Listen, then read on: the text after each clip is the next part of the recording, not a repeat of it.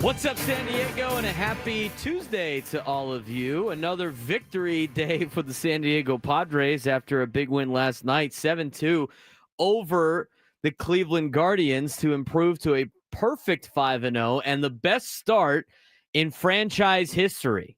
That's pretty impressive, obviously.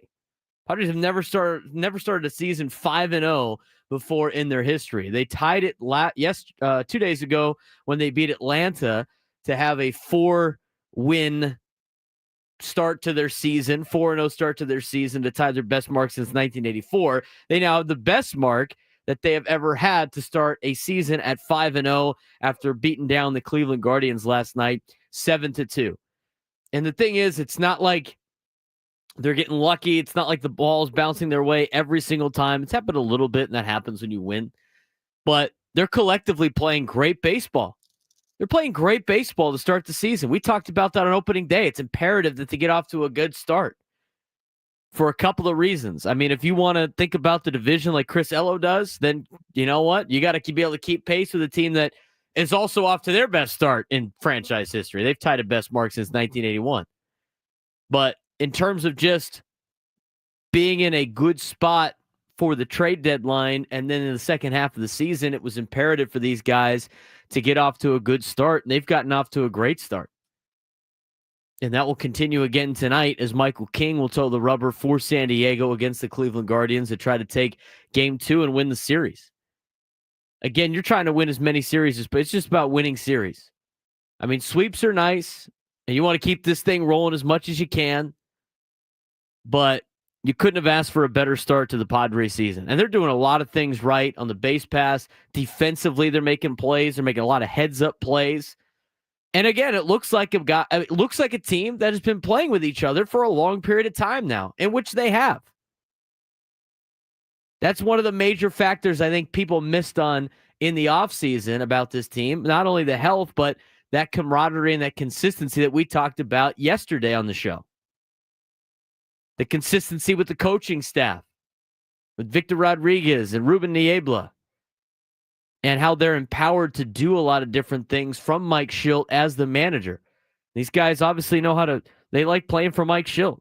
He's done a good job pushing all the right buttons from a scheme perspective and a strategy perspective, but at the same time, the main goal for a manager in baseball is to manage personalities, and they've done a great job of that as well.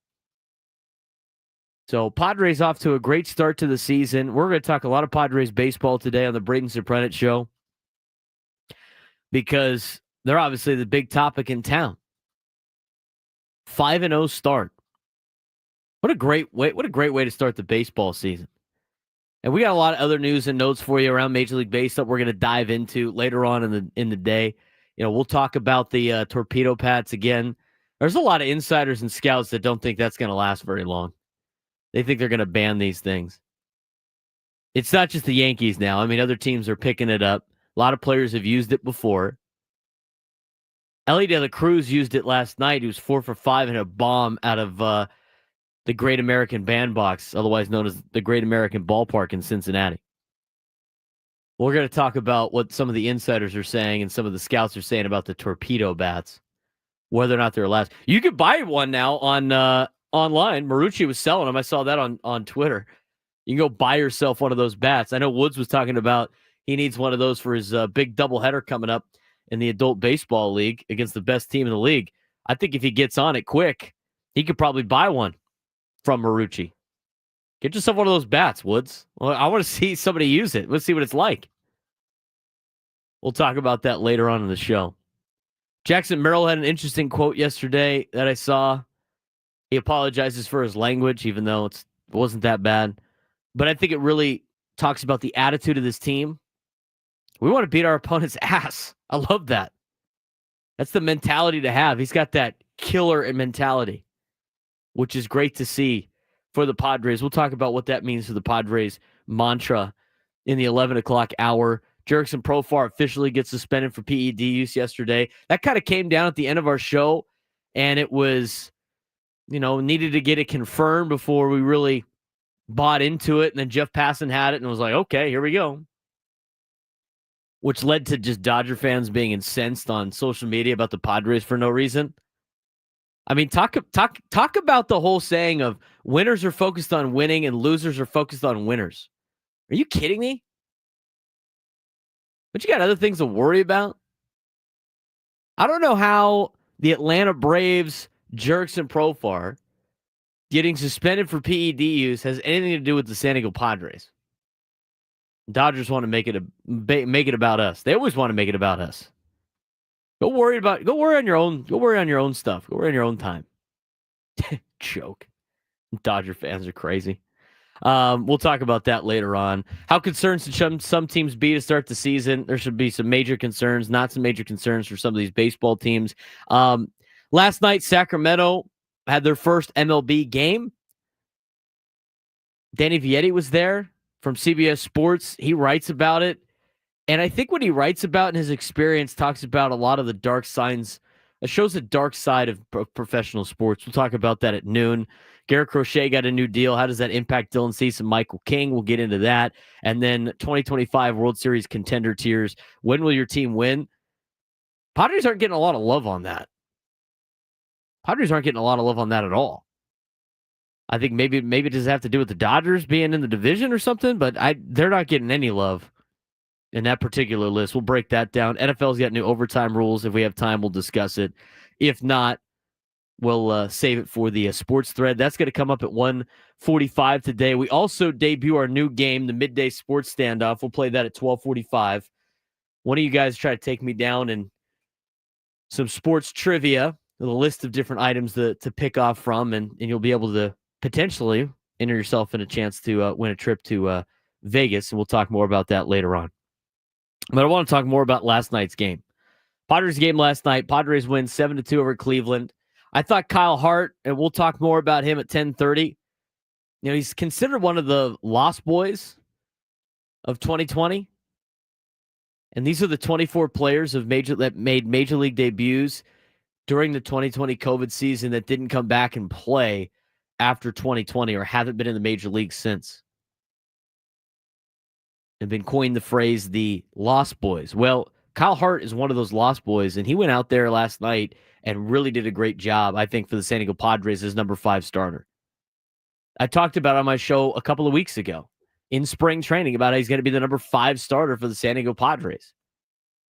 Now, he ends up winning the job even more so because of the fact that Yu Darvish went on the injured list. And somebody today commented on my Instagram reel about it, saying this aged well. It did.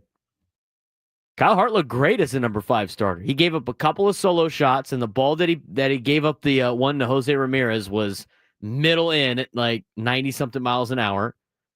Jose Ramirez crushed that ball. Looks like his wrist is okay. And then he gave up one later on to Austin Hedges, and he threw it.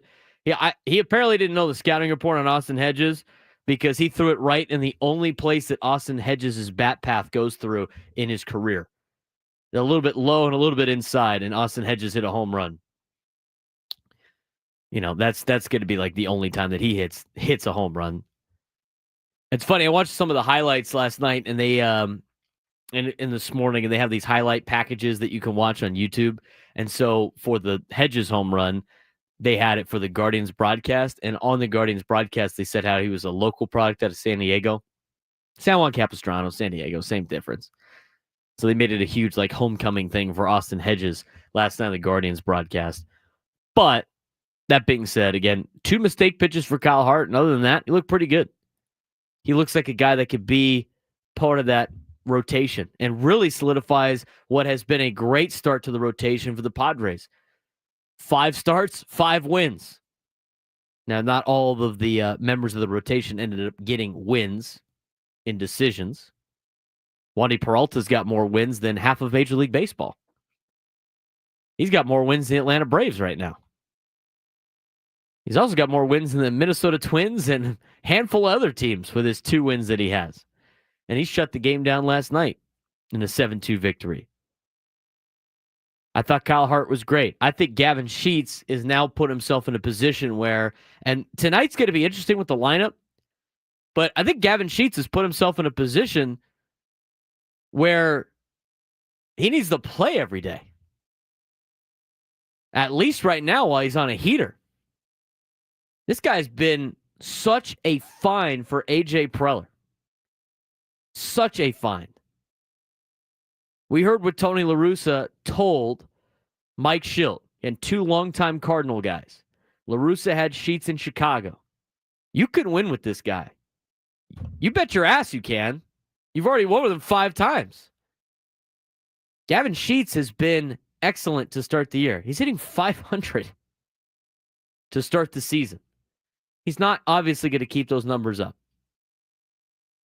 But there's a couple of things that will show why he probably can have a great year in terms of his baseball savant numbers.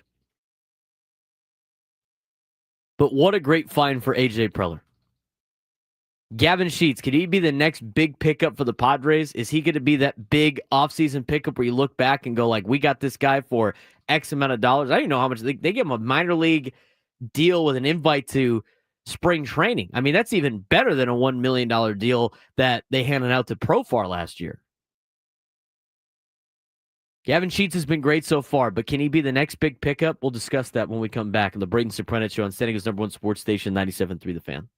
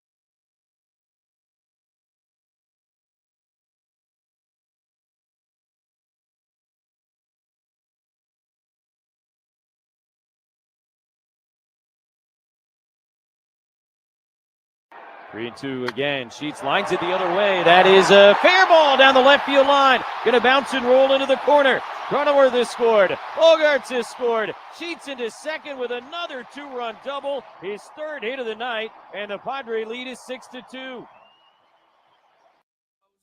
Gavin Sheets, another great night last night for the San Diego Padres. He continues to have great performances for San Diego as the Padres are off to their best start in franchise history, a perfect 5-0 after knocking down the Guardians last night, 7-2. Gavin Sheets on the year in 14 at-bats is 7 for 14 with 3 runs scored, a home run. He's hitting .500 with a .533 OBP, .857 slug, and a .1390 OPS. Gavin Sheets is having himself a great start to a 2025 season, one in which he wanted to make this big league club, do whatever it takes to be in the big leagues, do whatever it takes to be on this Major League Baseball team. And he showed it in spring training, and now he's doing it in the regular season.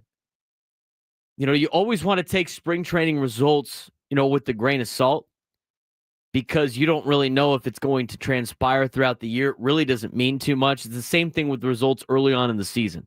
You could talk about slow starts and fast starts for teams that really has no impact on whether or not they make the playoffs. So even though the Padres are 5-0, that has it's not like they're guaranteed to make the playoffs yet. There's still a lot of games left to be played, not only in the month of April, but then for the rest of the season. So a great start to the year, and it's awesome. But again, be laser focused at the task at hand and taking it one game at a time. It's a long season, baseball fans. We got to be able to make it through.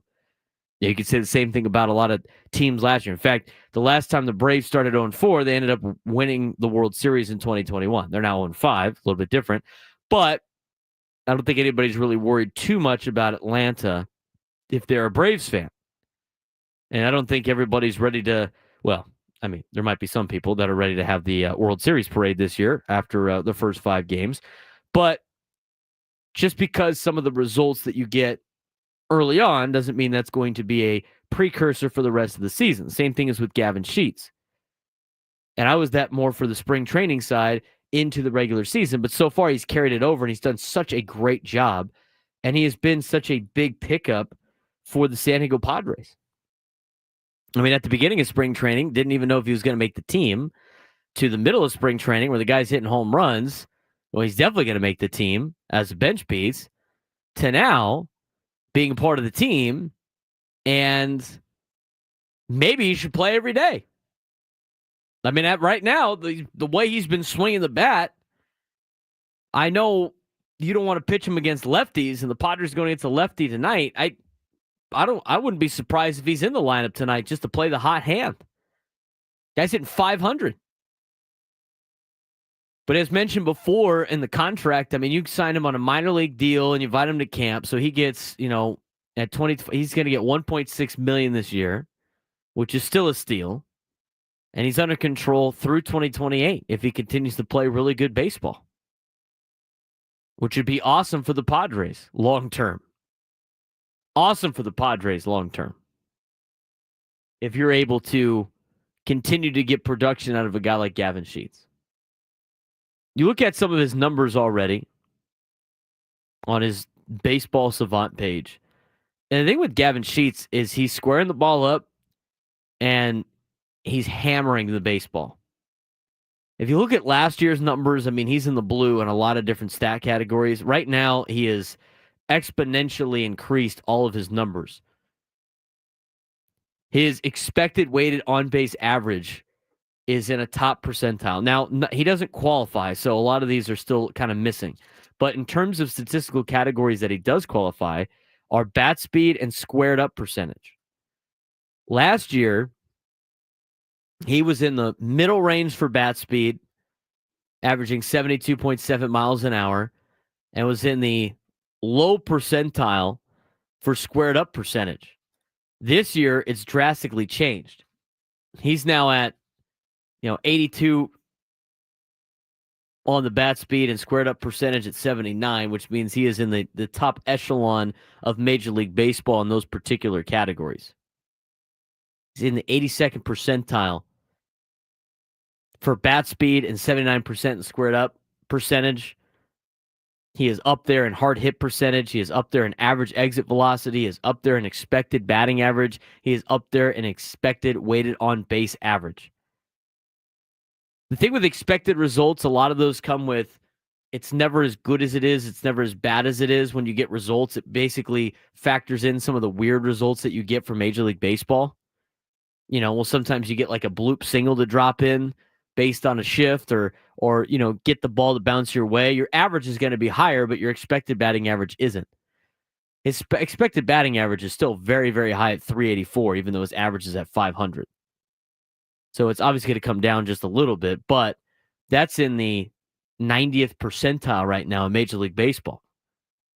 His expected weighted on base average is 435. His expected slug is 588. Average exit velocity right now is averaging 96.8 miles an hour. That's in the 90th percentile in Major League Baseball. Again, it's a small sample size, and with only 15 plate appearances, he doesn't qualify. But the San Diego Padres could have struck gold with this Gavin Sheets pickup. It's a little bit younger than like the old, the players that they have brought in the past. Obviously, he's not like a Yuli Gurriel, a Robinson Cano, a Nelson Cruz, where they're 40, 41 years old, 38 years old, and they're trying to just continue to have success at the major leagues. The guy's 28. So you're getting him for 28, 29, 30, kind of his prime years. You're going to see the best that Gavin Sheets has to offer right now in the next 3 years. And you might be striking while it's hot. Kyle Glazier tweeted this out yesterday. Padres pro scouting director Pete DeYoung and pro scout Dominic Viola were two of the main drivers in evaluating Gavin Sheets and recommending he be brought into the organization.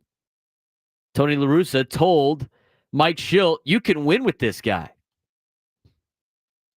We played fill in the blank earlier in the season, trying to get some predictions on some of the players that might be able to fill in the blank for the Padres in terms of guys that have already left. Chris Elwell played it last night. Said Gavin Sheets could be this year's Jurickson Profar. Now, well, we'll talk more about Profar at 11:15. He's got some skewed numbers for last year compared to his previous years, and then he gets suspended for PED use. That'll be interesting to talk about at 11:15. So it might be too soon. But the reason why you can't compare him to Jurickson Profar is we don't know if Gavin Sheets is going to be an everyday starter. I don't know if he's at that level yet. We were talking off air, myself and Adam Klug, about, I said you have him in the lineup tonight. And Adam goes, you're going to have him bat against lefties? Well, right now, against the hot hand, he's the hot hand.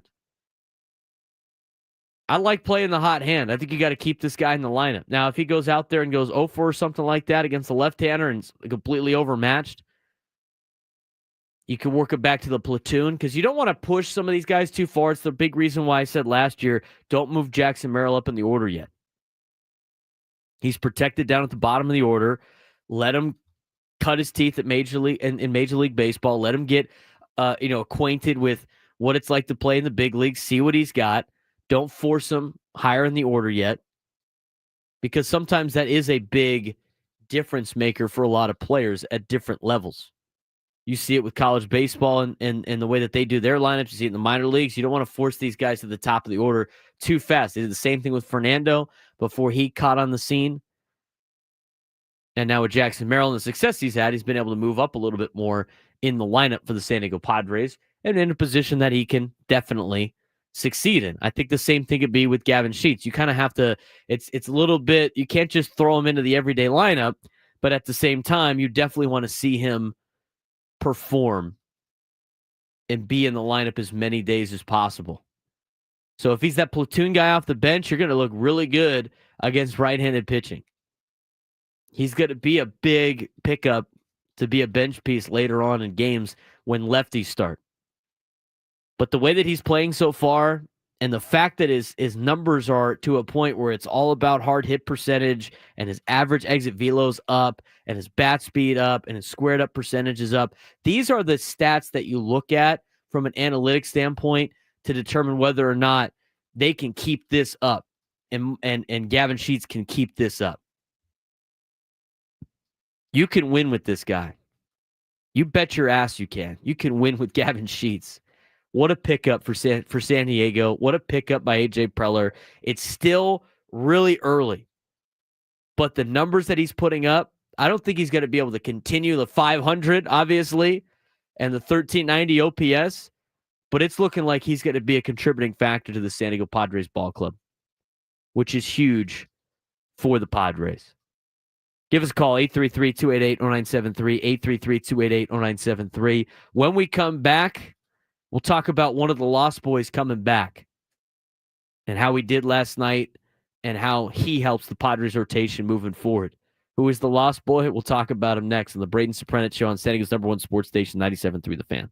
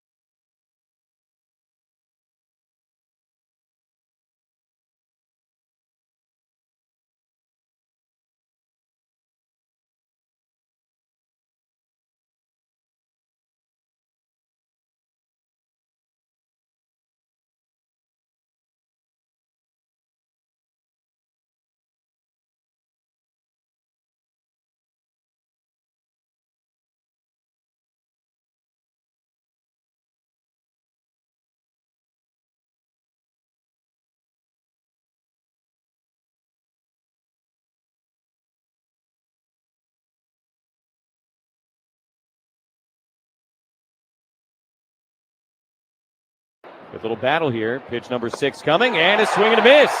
So Kyle Hart strikes out the first guy that he faces in a Padre uniform, and it's one of the tougher guys to strike out in all of baseball, Stephen Kwan. Kyle Hart with his first major league strikeout in a Padres uniform as he comes back from Korea, as he was one of the what we call the Lost Boys, and we'll talk about that in a little bit. I'm Braden Surprenant. It's the Braden Surprenant Show on San Diego's #1 sports station, 97.3 The Fan. Really appreciate you guys joining us again today. Padres 5-0 to start the season. Best mark to start a year in franchise history, trying to make it 6 straight wins with a W today against the Cleveland Guardians, and we'll talk a little bit more about that as well. But thanks again for all of you guys for joining us today. We're live on YouTube. For everybody in the YouTube chat, be sure to give us a like. It really helps us out. Drop a like on the video that we got going on our live feed. We really appreciate it. We got 16 likes. I just liked it, so now up to 17. It takes 2 seconds to do. Jump on, get the like. We really appreciate that. If you haven't done so already, you can follow us on social media at @B_SURP, at BSURP. Got a lot of content involving San Diego on there, including a lot of content from our shows. We try to post as much of that as possible, from our accounts to get videos up there on Instagram and Twitter and what have you. But you can follow me at B_SURP on X, on Instagram, on TikTok, all of those. And it's great for you guys to get some extra content in there. We really appreciate it. Again, you guys joining us each and every day in our new midday slot. It's great to be talking with all of you, talking Padres baseball. But again, I want to mention a little bit, and I want to talk about Kyle Hart and his trip back to the big leagues and the coin phrase of being a lost boy with the 2020 season. A very memorable win for him last night. Got his first major league win. But AJ Cassavell did a great article about Kyle Hart and his journey back to the big leagues on social media. As coined a phrase on Reddit, there's 24 players in Major League Baseball that made their debut during the 2020 season and hadn't come back. When Kyle Hart took them out on Monday, he might have become the last player to exit a very unique club. Prior to last night's start, there were 24 players who debuted in 2020 but didn't appear in another game after that season. That group has been dubbed the Lost Boys in a post on Reddit. It's now down to 23 because Kyle Hart is back in the big leagues. Hart, after the game, said, it's been 5 years. You hear guys, maybe it's been 2 years, 3 years since they've been in the big leagues, but at 5 years, it's almost like, okay, those guys are gone. I'll give myself credit. I've worked really hard and had some success, but there were so many good people around me. First stint in the big leagues for Kyle Hart, very short-lived, even by 2020 standards.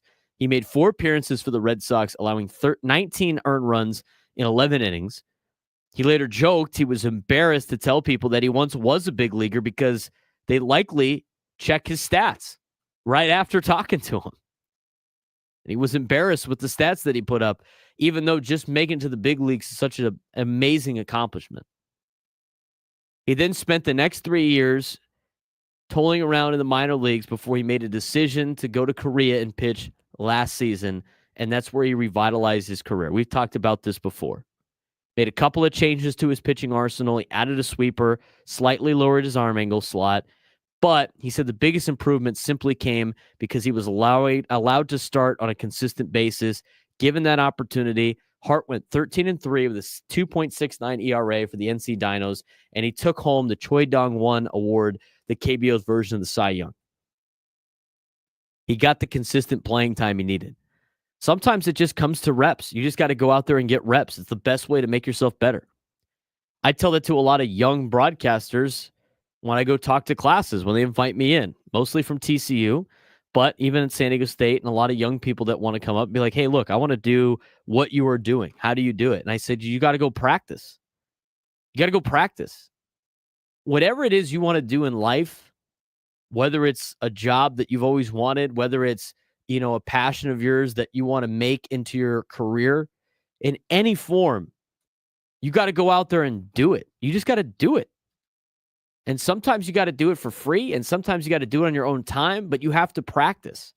You have to find opportunities and places that will give you those opportunities to practice. Because if you're not putting in the reps, you're not going to get any better at doing the job. I do play-by-play at USD. The best way that I was going to get practice is by just doing games. So when I first started doing games over there, I started doing every sport known to man because I needed on-air reps. The same thing here at the station. Any opportunity I had to potentially fill in, any opportunity to talk on the air was going to better me in the long run and make me a better broadcaster. The same thing goes for all of these players and all of these athletes. You want to get better at doing something, you got to go out there and do it. And so a way for Kyle Hart to be able to be the guy that he was last night and an opportunity to play in the big leagues for the first time in 5 years and to live that dream was he had to take a risk and go to Korea because it was a guaranteed opportunity to get consistent starts. That's half the battle. It's just you got to find reps. And it might be a little bit more cush to be here in the United States and maybe be in the minor leagues and get some reps, but not the consistent ones, and you feel comfortable. But sometimes you got to take that leap to go get the reps that you need to make yourself better. And again, that works for all walks of life, whatever you want to be better at. Kyle Hart went out there and did it. I listen to Gwen and Chris. I mean, Chris wants this guy to do great. So do I. I mean, I'm rooting for this guy. I'm rooting for this guy. He's not the only one to do it that the Padres found. Robert Suarez did it. He went to Japan. Nick Martinez did it. He went to Japan. These guys bet on themselves to go out to go out there and get the reps they need, sacrifice with his family, moving to a foreign country, going to a foreign land, to go out there and get an opportunity to get starts, to get reps, so he could get his way back to the big leagues. There's a lot of people that will give up before they even think about doing something like that. I mean, think about the heart that this guy has to go out there and do that, no pun intended. And he went out there and he did a great job. He pitched a great game yesterday. He gave 2 mistake balls, one to a Hall of Famer, maybe a future Hall of Famer, and Jose Ramirez, a multi-all-star. Guy's a stud. And the other one they gave up to, he just pitched he put it right in the bat swing, in the swing path of where Austin Hedges usually throws. 2 mistake pitches, and outside of that, the guy was great. But the journey he had back and being a lost boy no more, what a great story. His parents and family got to be there last night. You know, they got to see him pitch for the first time live in a major league game. Think about that. He wasn't making his major league debut, but that was the first time that he was able to pitch in a major league game in which people were allowed to attend the game. This is a different experience than it was the last time he was in the major leagues. The last time he was in the major leagues, he's playing in front of an empty stadium with piped-in crowd noise. Last night, he played in front of 43,404 at Petco Park, all waving their bobbleheads around on Jackson Merrill bobblehead night. For an organization that has one of the best fan bases in all of Major League Baseball, and for an organization that is competing for a World Series as he tries to pick up the 5th win and the best start in franchise history. What a stark contrast to the last time he took a big league mound, which was 2 innings of relief on September 1st, 2020, in an empty Fenway Park. Hart went on to say after the game, this would probably be anything better than anything I imagined, especially at Petco. And little inside juice there for Kyle Hart. And against Cleveland.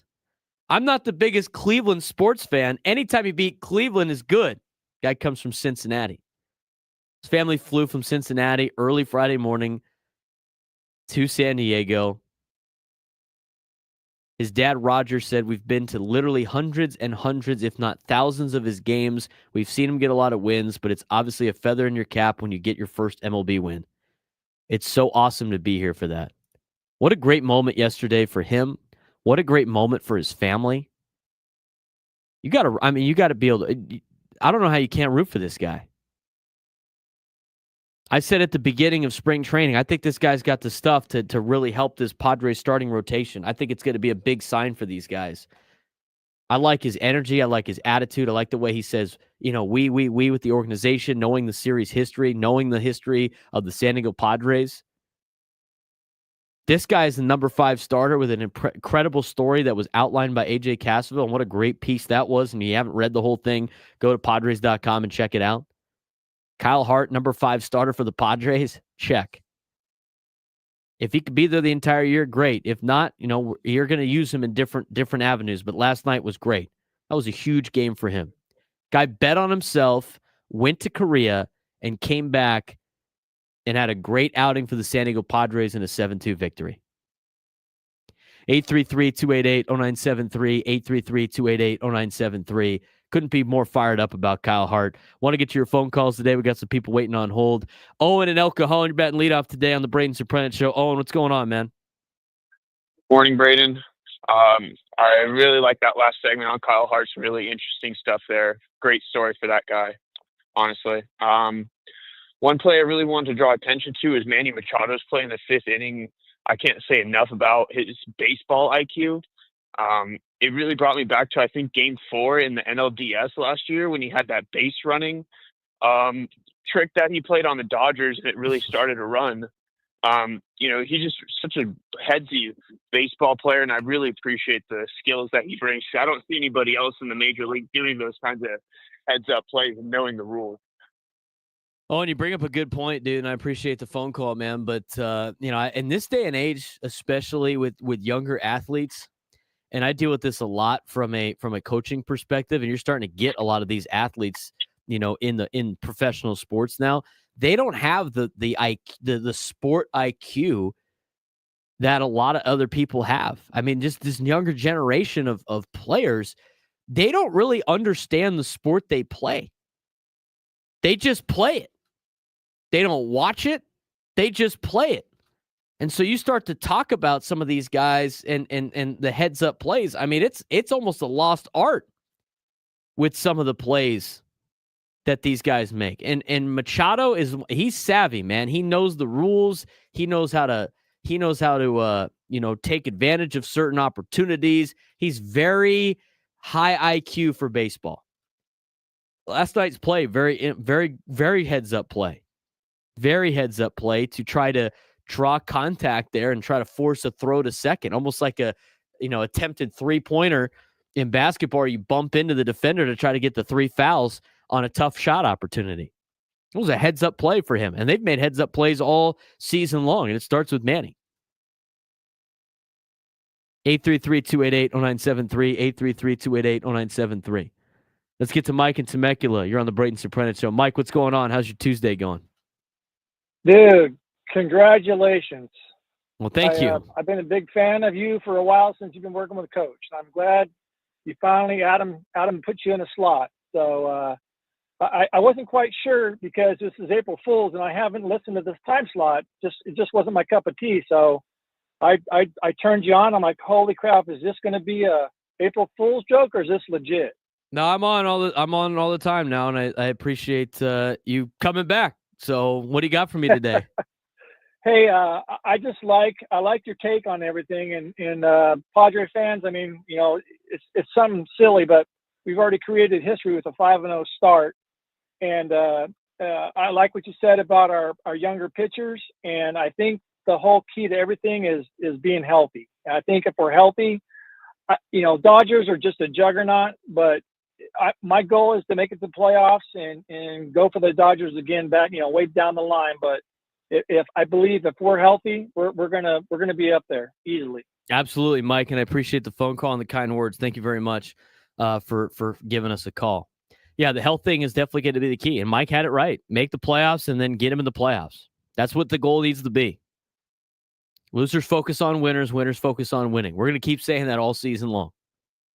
I don't know if you noticed yesterday with the Jerickson Profar PED thing that went out, all of a sudden all the Dodger fans started focusing on the Padres for no reason. Remember that phrase every time you get some flack from Dodger fans. We're not worried about them. We don't care. Okay, you guys go do your thing. But the more you talk about us, the more, hey, you know what? Losers focus on winners. Winners focus on winning. Thanks for focusing on us, Dodger fans. We appreciate it. 833-288-0973, 833-288-0973. So you got to Tim and Miramar. Tim, you're on the Braden Surprenant Show. What's going on, man?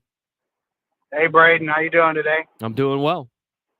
Well, we said they needed to get off to a good start, right? I think 5-0 qualifies. I think so. Getting off to the best start in franchise history probably checks that box for the time being, Tim. And we talked about Manny, and Machado seems to sense the urgency as well. And he's swinging. So let's hope they all keep it going.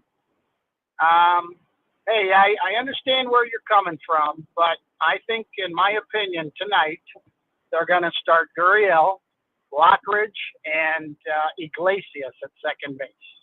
I think that's a very fair call based on the track record of the lefty-righty platoons that we got going on.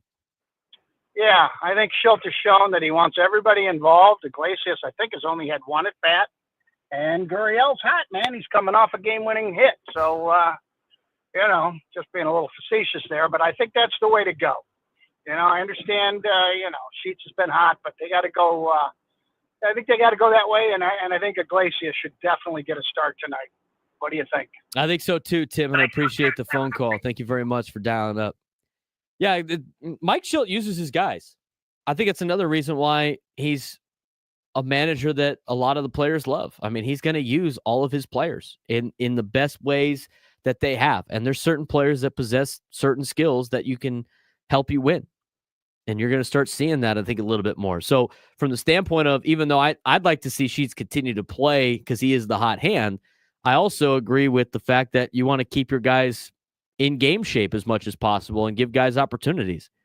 I would not be surprised if Iglesias starts tonight for the Padres, or Lockridge, or Uriel, or Yuli Gurriel, or all three of them in the lineup. I could totally see that happening, especially against the left-hander and Logan Allen. Not that Logan Allen, a different Logan Allen. Not the one the Padres traded to Cleveland, a different Logan Allen. This one's left-handed. That will be tonight's pitching matchup. Prolific the Great. Let's talk about Xander so we shut up all the haters and doubters. We talked about Xander a lot yesterday. Had a decent game again last night. I think the way that he's hitting the ball right now is exceptional in terms of his numbers. In terms of his overall analytics on Baseball Savant, his numbers are up when it comes to bat speed, when it comes to exit velocity, which is all good signs for Xander Bogaerts moving forward. Again, what you're worried about is you're worried about those numbers particularly going down because that's showing aging, showing his lack of ability to hit the ball hard and continue to keep up with Major League Baseball. But with those numbers back up, I think you can really point to the fact that maybe it's over with the injury that he's had and the injuries he's had in the past.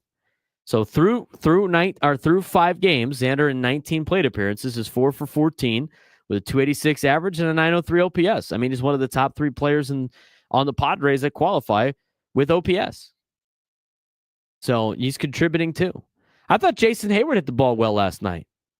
I mean, Hayward hit a ball last night that would have been a home run in 18 ballparks.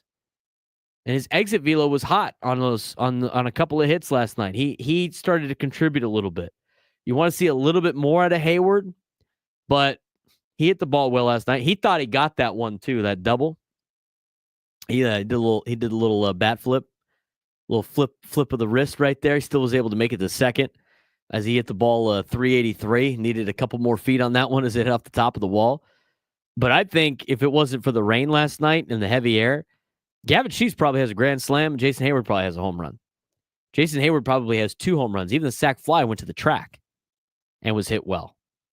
Be nice to see him get going a little bit too. I don't want to get overzealous and greedy here, but it'd be nice to get those players hot. How's the launch angle for X? I don't care about launch angle for him. He hits line drives. He's a line drive hitter. He's a gap-to-gap line drive hitter. He always has been. His home runs came because he was hitting in a hitters-friendly ballpark at Fenway, Yankee Stadium, and in Baltimore. You hit the ball hard enough on a line drive, it's going to leave the yard. Bogaerts is not a home run hitter. He's a line drive hitter. That's what he's always been. And so I think that also sets this interesting precedent of unrealistic expectations for a guy on a contract of we want him to hit like 1,000 home runs when he's not a home run hitter. He's a line drive hitter. Gap to gap. That's what he does. And there's a lot of Padres that have gap to gap hitters. We talked about it last year. Not a lot of slug. They've added some slug. Gavin Sheets is some slug. But when it comes to the overall home run power, I mean, Manny's a line drive hitter. He's not a stereotypical power guy. When he hits home runs, it's because he gets a good piece on it and it goes. Same with Fernando. And Fernando's only 26. Just wait till he's 28, how hard he's going to hit the ball. We'll talk more about Fernando when we come back. There's a couple of statistical categories that he is doing a lot better than this year that might lead to his MVP season. And what did Jackson Merrill say last night that I think is a great phrase for the year? We'll talk about that to start the 11 o'clock hour and get to your phone calls. Parker will get to you as we head to break on the Braden Surprenant Show, San Antonio Sports Station, 97.3 The Fan.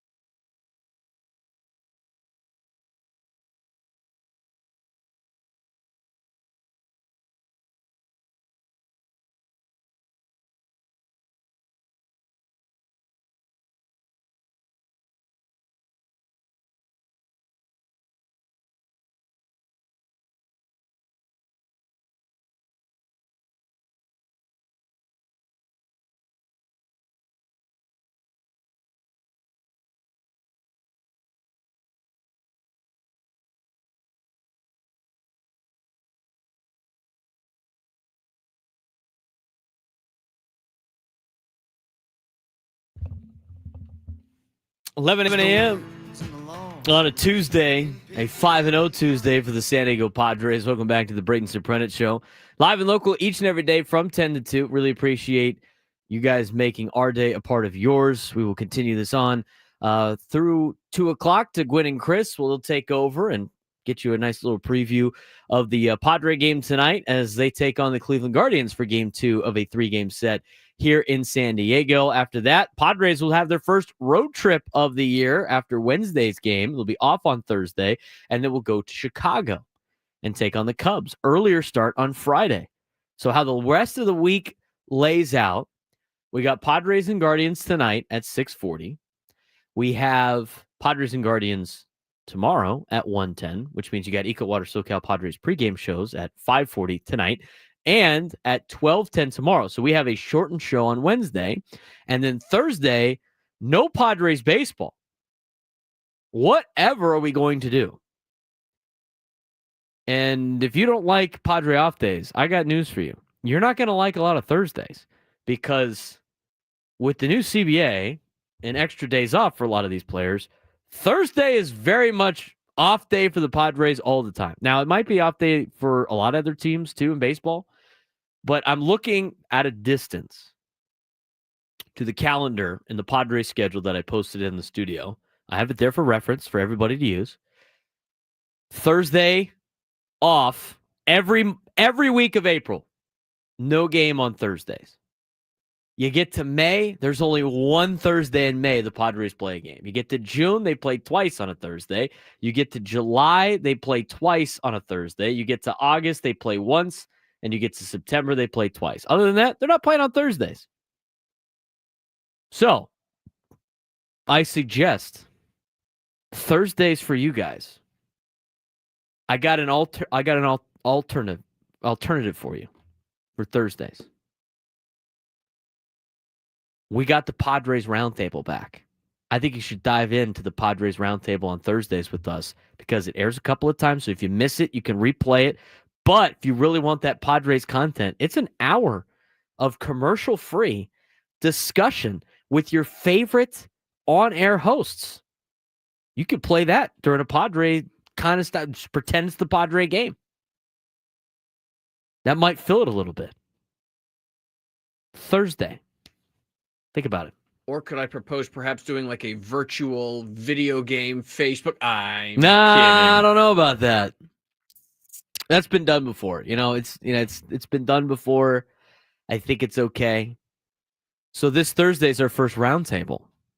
I will be there. Ben and Woods will be there. Gwen and Chris, I think, will be there. Tony might be traveling with the Padres, but we'll have our on-air personalities ready to go, ready to talk Padres baseball and recapping the first homestand of the season coming up on Thursday, which is sponsored by, again, Roundtable Pizza, which is great. I get to have free Roundtable Pizza come in on Thursday. That's a great pie right there, Roundtable. They got some good stuff. The best part about that is Rick, our sales guy, who has that account, has a great relationship with Roundtable. He's always fired up to show the new flavors and everything like that, which we do a great job of being able to taste. But there's a lot of good pizzas from Roundtable I get to enjoy at 10 in the morning. 10 in the morning pizza. It's great. It's like I'm in college again. Early morning pizza, except this time it's hot. It's not cold pizza at 10 in the morning, which is great. And we appreciate Roundtable being a part of that with us. But we're going to have our first Roundtable coming up on Thursday at 10 in the morning. So that will start the beginning part of our show on Thursday. And then Friday, you got Padres baseball starting at 11:20, which means you're going to have Ben and Woods leading into the Eco Water SoCal Padres pregame show with Sam Levitt on Friday. I won't be here. We'll be dialed into Padres baseball on Friday. So a little bit earlier. So you don't have the Padres on Thursday, but you get early Padres baseball on Friday. So it's kind of a win-win. It's kind of a win-win. 833-288-0973, 833-288-0973. I don't want to get back to your phone calls. And then we're going to get to what Jackson Merrill said that I love. Let's get out to Parker and Encinitas. Parker, what's going on, man? How's your Tuesday going? Parker, are you there? Yes, I'm here. There he is. What's going on, dude? Okay, happy Tuesday. Happy Tuesday. It's a great Tuesday. It's a great Tuesday, Parker, when your ball club's 5-0, huh? 100% agree. And so what's really surprised me about this year's ball club with the Padres is that, so for the past 10 seasons or so, the Padres have fallen into like some sort of, groove where the first half they do very well, second half not so much, or vice versa. First half not very good, second half not so well. So this year, what I'm seeing is that with this club is that in the first half, yes, we're 5-0, but what separates this club from the previous years is that they're hitting the small ball correctly. They're making hits and getting runs when it counts and we have runners in scoring position. And it's not guys trying to hit homers. It's not guys trying to just hit double after double after double. It's guys who are hitting singles, guys who are moving the runner over. It's just technical, proper baseball, which is what a lot of fans and myself love to see. So as long as this team continues to do that, we're going to be right behind the Dodgers, maybe even beat the Dodgers at the end of the year. So I love where the direction of the team is going and how they're playing. Absolutely, Parker. And you bring up, I mean, it's funny, right before you have that phone call, our rejoin song that came back is a relatively new song. It's called The Little Things, and that's exactly what you need to talk about. It's The Little Things by Charles Wesley Godwin. That was the rejoiner song for us. And, when it comes to the little things of baseball, the Padres are doing that right now. They're doing it. I mean, they're doing a really good job. And as you mentioned, moving guys over, they're doing a good job of, taking care of, not swinging out of their shoes, hitting the sacrifice flies, the hit and runs, the stealing of the bases. I mean, it looks like big West College baseball out here on the West Coast. I mean, that's what you get. You get a lot of small ball. So the Padres are able to win in different ways. And that's when you have a really good ball club. You can use the long ball to win games. They can use small ball to win games. It's sack flies. It's getting guys on, getting them over, getting them in. It's base running. It's defense. And when you have different ways that you can find ways to win, you're a really good baseball. You're going to be a really good baseball team. Let's talk about the little things with Fernando. I think it's a perfect segue into what Fernando Tatis has been able to do as a San Diego Padre this season compared to what he's done in previous years. And so when you look at his baseball savant page, the thing that really hurts him a lot last year and during his career has been high chase percentage, whiff rate, K rate, walk rate, all in the lower half of Major League Baseball. His chase rate was about 50. His whiff rate was in the 30 percentile, which is not good. His K rate in the 46 percentile, not good. And his walk rate in the 40 percentile, also not good. That was last year. In 2025, albeit a very small sample size, and again, he has not qualified yet for these meters on the baseball savant page. We talk about bat speed all the time. That's always going to be high with Fernando, and his barrel percentage. But his chase rate's a lot better. That is above 50% now in the 50 percentile. The whiff percentage is in the 60th percentile. Probably more, actually more. Chase and whiff percentage are in the 65 and higher percentile.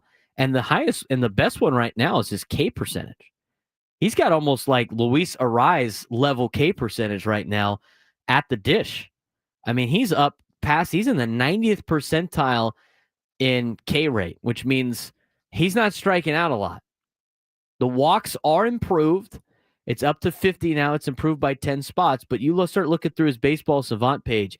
He has never in any year had those particular categories below 50%, with the exception of 2021, where he had a high walk rate that year. Other than that, it's all been 50% percentile or lower. This year, everything's a lot higher. So when you got a guy like Fernando that can hit the ball extremely well, and he has the power, and he has, that level of MVP type stats or whatever, you can go out there when you have all those particular numbers and everything like that, when you're not swinging at bad pitches, you could go out there and have an MVP level season.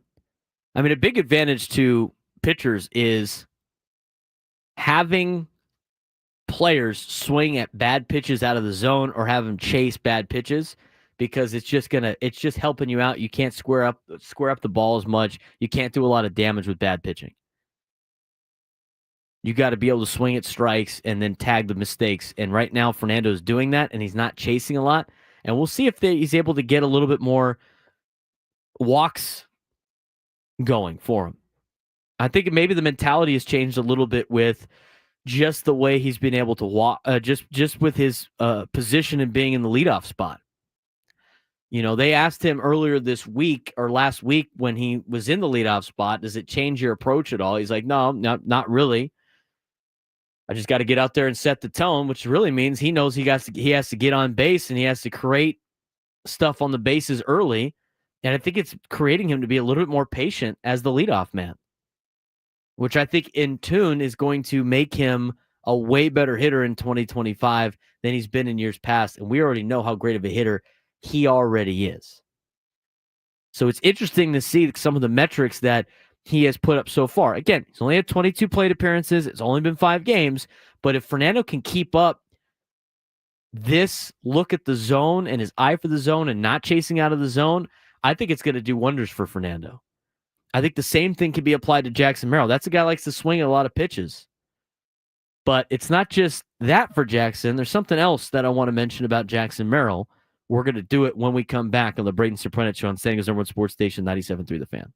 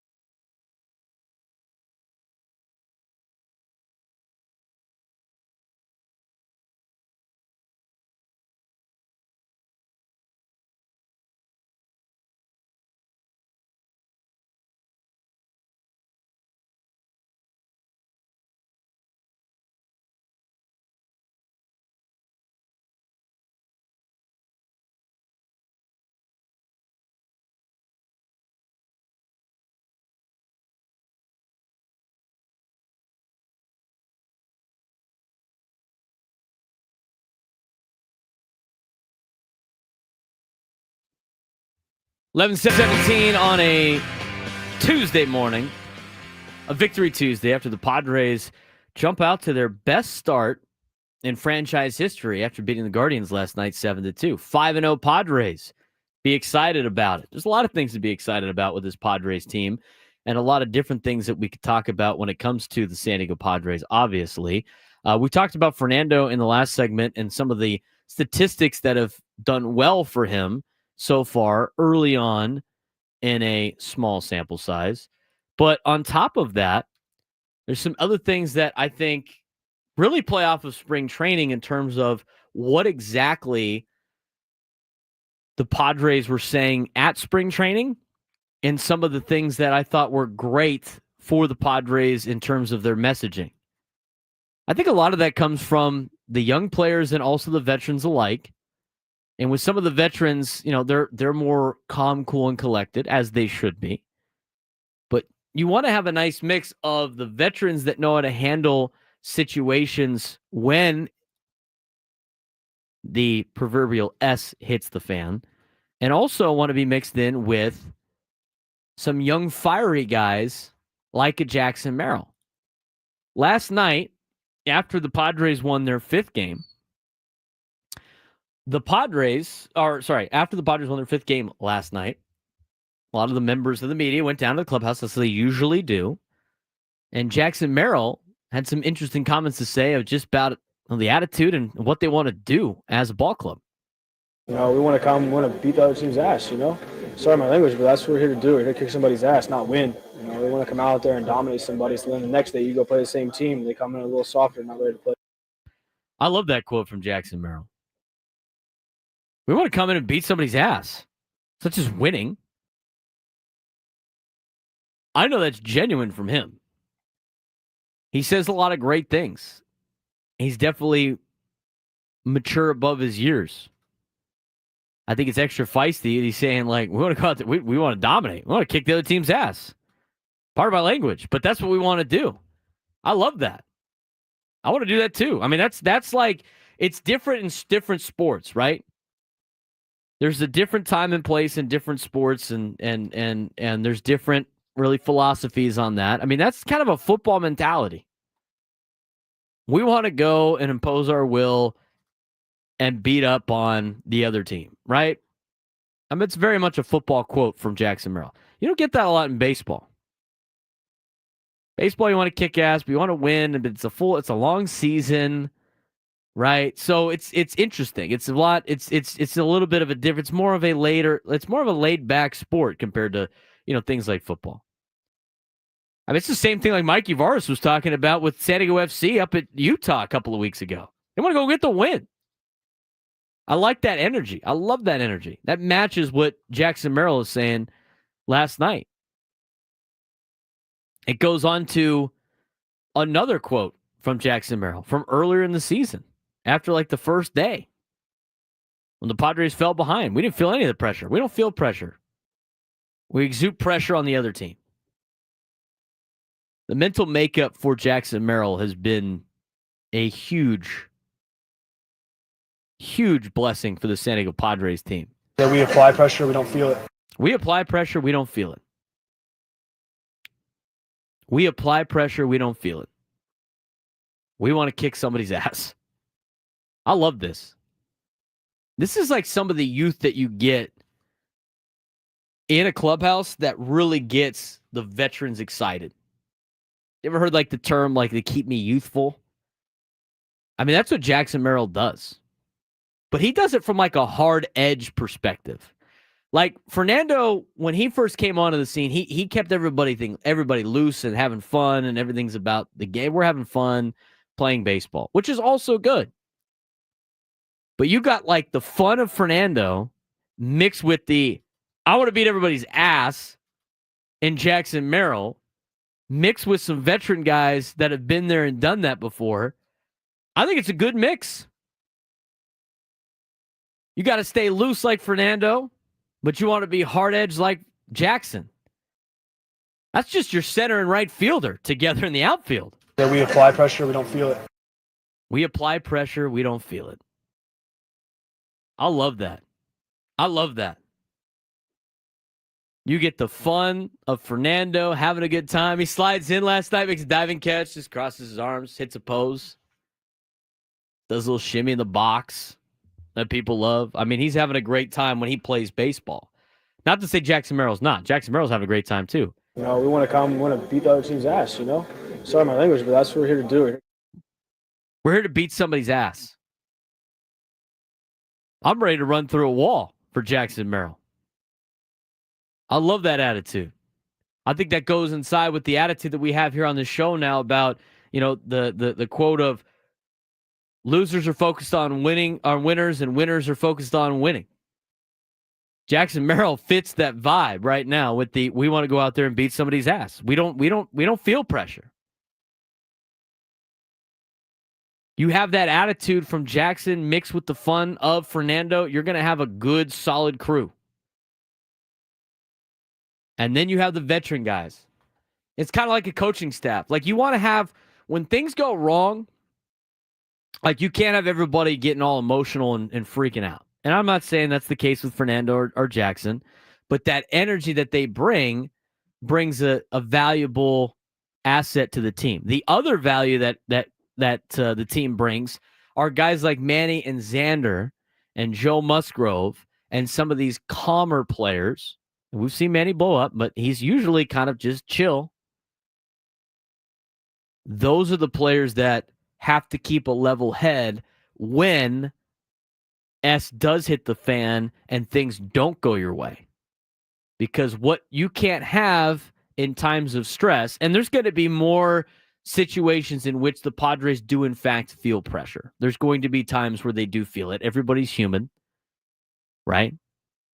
And so there will be some times you feel some pressure, and that is when the veterans take over and stay calm as that leader in the clubhouse. The guys leading the charge, Jackson Merrill with his hard edge attitude of wanting to win and having the desire to win at all by all means necessary. You know, we want to come, we want to beat the other team's ass. Mixed with the fun and the energy of Fernando Tatis Jr. And then when you have those guys leading the charge for the rest of the players and things do go wrong, then you have that stoicness of Machado and Xander and some of the experienced players on the team. Even some of the guys that might be coming off the bench. Those older veterans like a Jason Hayward. You go to the pitching staff that have to be calm, cool under pressure. I think it's a good mix. I think the energy is great right now. Now everything's awesome when you're winning. So we'll see. I mean, there's going to be some stretches this year where the Padres lose 5 games in a row. I mean, it is what it is. That's going to happen throughout the year. That could be soon. That could be later. It's going to happen during the year where they lose a couple of games in a row. They're not going to continue this streak forever. Although 162-0 is still in play. Still in play. But that being said, the mix from the mental human side in the clubhouse right now, I like the vibes coming out of that clubhouse. You can't just have everybody, it just can't be all fun all the time. It can't be all serious all the time. I think it's a good mix. And what they have with their young players is a great mix. And then you have the veteran coolness, if you will. 833-288-0973, 833-288-0973. Jerks and Profar got dinged for PED use. Why are Dodger fans chirping at Padres fans for this? We'll explain when we come back. Plus, get back to your phone calls on the Braden Surprenant Show on San Diego's #1 sports station, 97.3 The Fan.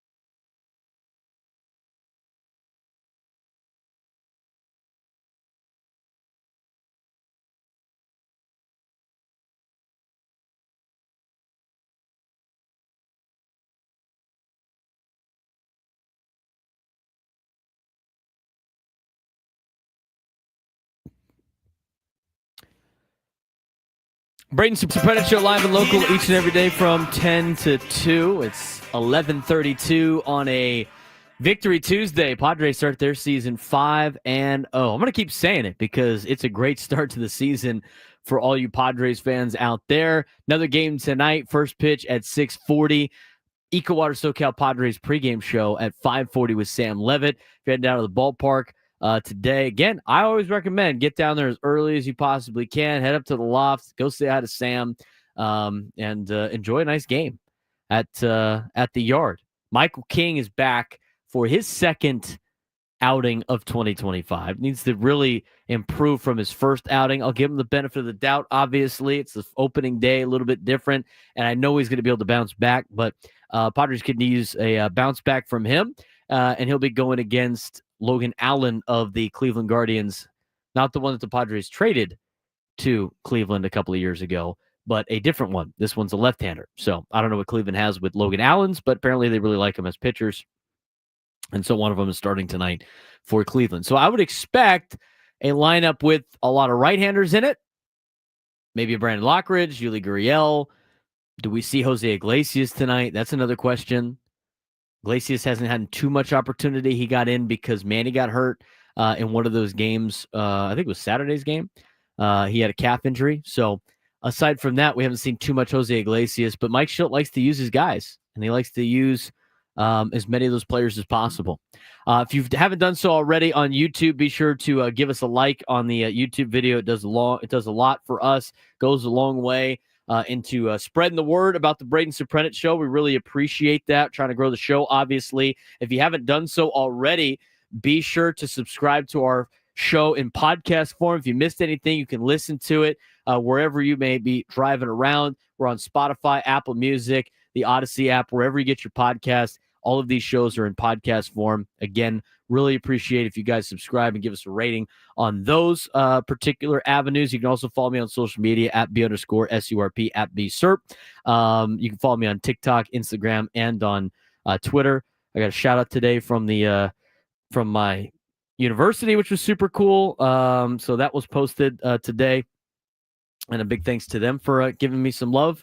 They lost last night, women's basketball. Tough end of the season, but they were better than any other year that I remember being at TCU. But anyway, pretty cool stuff out of that. Again, follow me on social media at B_SURP.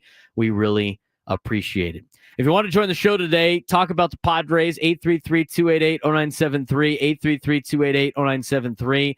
I think we're going to do it later on in the 1 o'clock hour. You know, it kind of sparked a conversation today in one of my friends' group chats, and they hate when I bring it up, but it's content. So today, does everybody know what today is? Does everybody know what the anniversary of today is? I know Aztec fans know. Today is the anniversary of the Lamont Butler shot that got him into the national championship game when they were at the Final Four. That happened today a couple of years ago. And so in this particular group chat that I have, we got a couple Aztecs in there.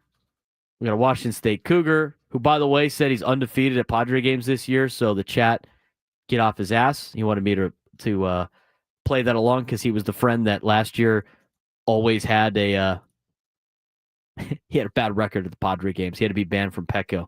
But that being said, two Aztecs in the group, a Washington State guy and an Irvine guy, and then me, the TCU guy. And then San Diego State, one of them, Sushi Sam, says, happy to all to celebrate the greatest moment in San Diego sports history today, the anniversary, the greatest moment in San Diego sports history, the Lamont Butler shot,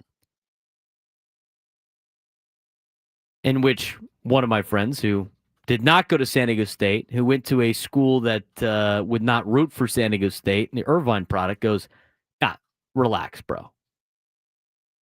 So it sparked the question in the chat, since it's the anniversary today, what is the greatest sports moment in San Diego history? I said, even though this guy doesn't like San Diego State, I said,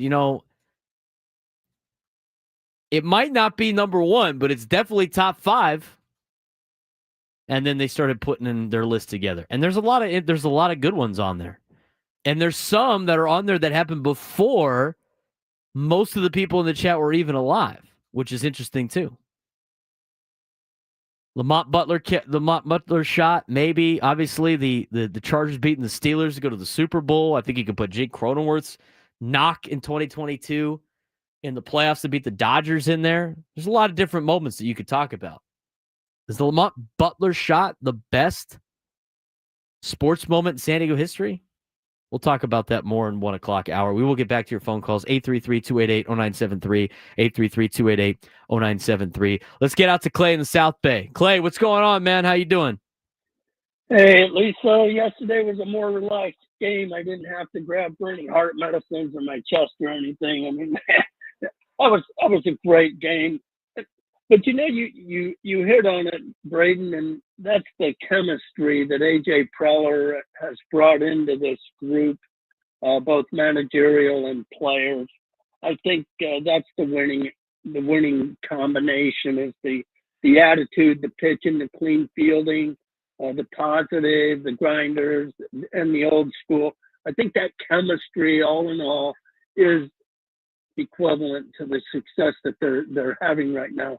And to just contrast from 2024, in 2024, we had to play 11 games to be at 5 wins. This year, we're at 5 wins without having to go to the extent of losing 6. So obviously, we're off to a great start. Hope the team continues. And always listening, you know I love my Padres, but 1984 will always be my favorite of San Diego sports memories. Well, I appreciate it. Have a great day, Fred. Thank you, Clay. Well, hold on, Clay. Oh, he's gone. Clay's, say he's from more Northern Ohio guy. But despite his Northern Ohio base, I saw it in the chat, he will root for Kyle Hart being a Southern Ohio guy for the betterment of the Padres. We appreciate that, Clay. We appreciate that. A lot of people are in the chat are commenting on the greatest sports moment in San Diego history. Again, today's the anniversary of the Lamont Butler shot. We'll talk about that in the 1 o'clock hour. A lot of people remembering the blocked pass for the Chargers against the Steelers in the AFC Championship game before my time. I've heard the story multiple times when they came back to Qualcomm and they packed the place and it felt like the stadium was going to collapse because of how many people they packed in there. It was a great memory for a lot of people. I think a sneaky one too. And again, we'll talk about it later on the 1 o'clock hour. Even though they didn't win, there's something about the Tony Gwynn home run in the 1998 World Series in Game 1 of the World Series to take a lead. And at that point, put San Diego atop of the sports world for the first time really ever, I think is a memorable moment. So that might be near the top of the list too, but there's a lot on there. And we'll break that down later in the 1 o'clock hour. Again, if you want to join the show, 833-288-0973, 833-288-0973.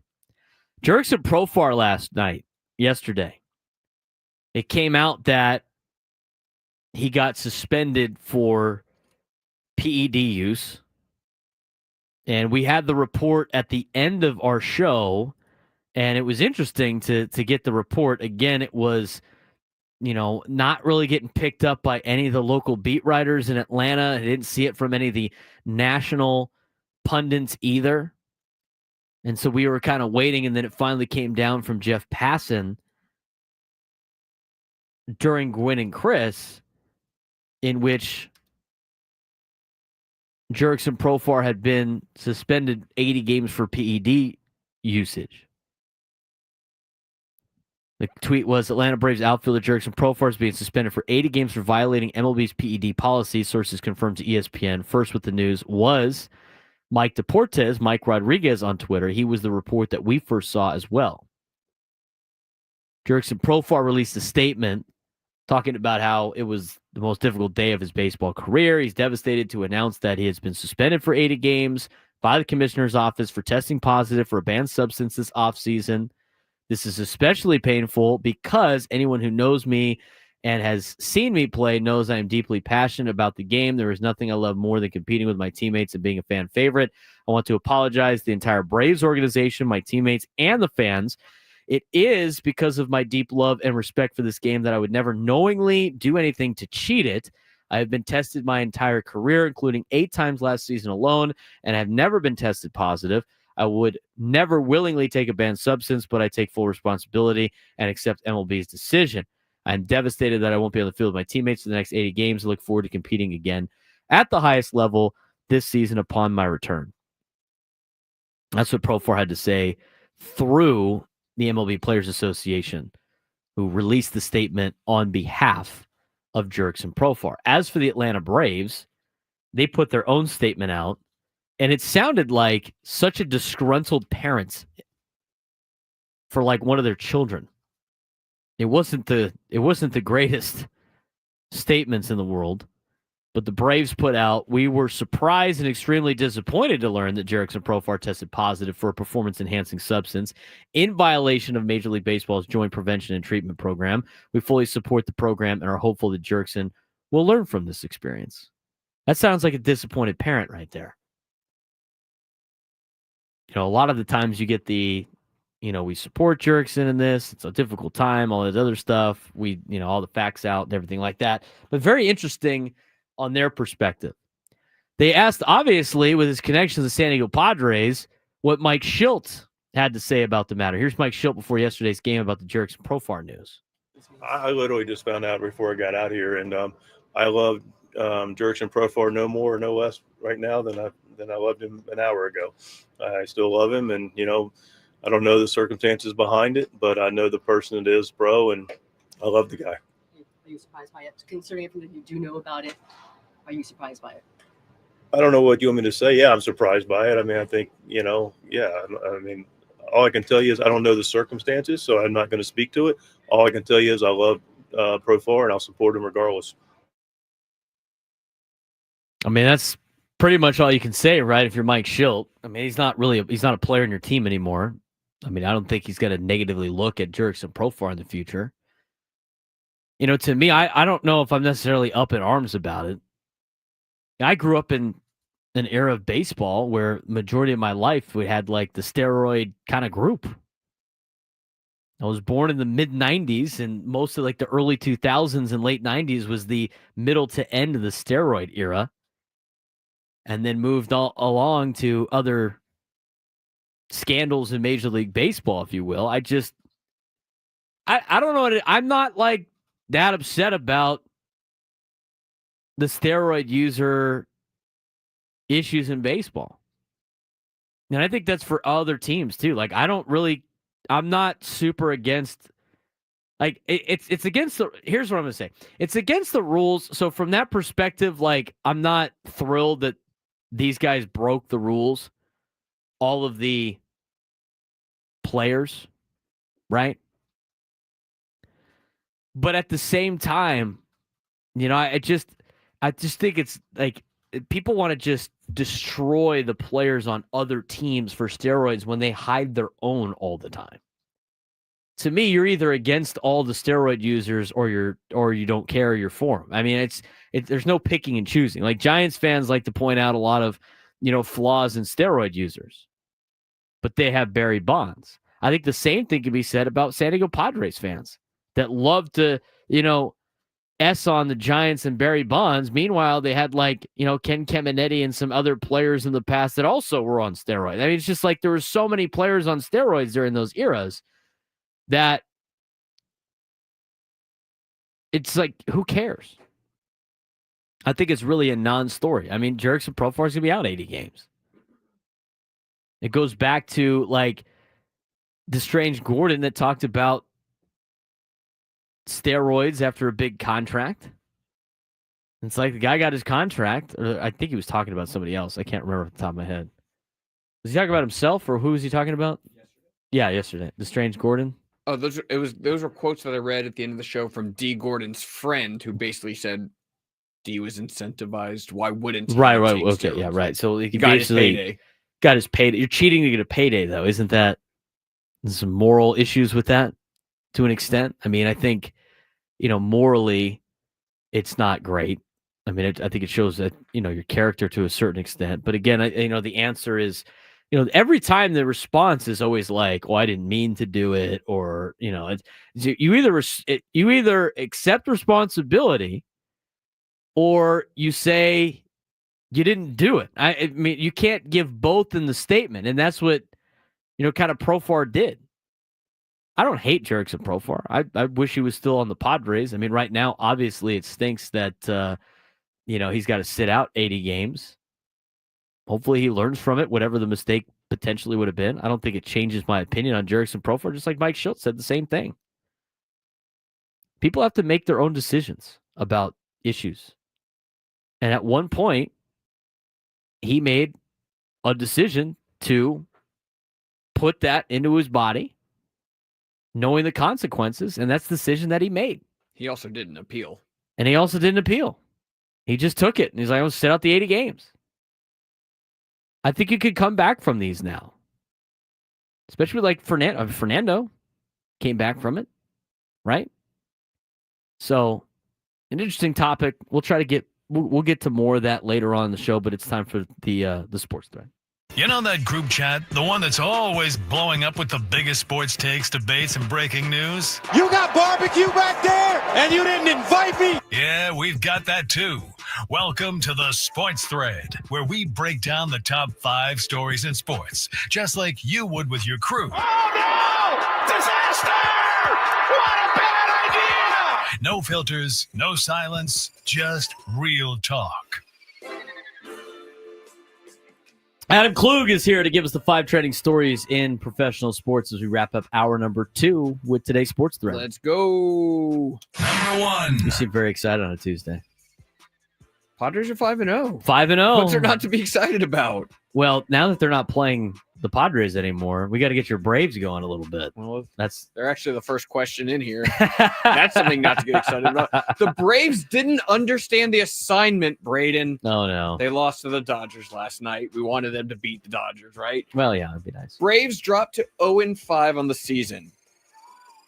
At what point should the Braves organization be concerned about their slow start? If you want to give a specific record or number of games under 500 or certain point in the season, at what point should they stop saying, okay, just a slow start? If they're like give them the end of April.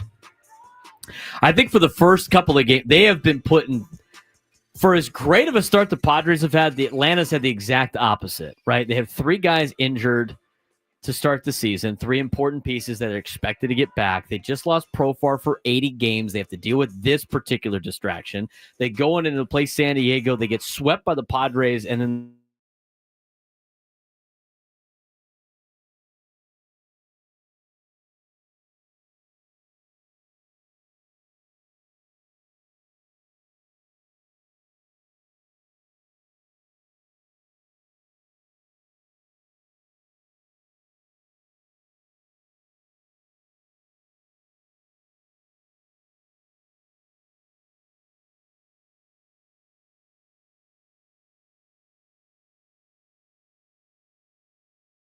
$500 by the end of April, then I think they might be a little concerned, but not too much.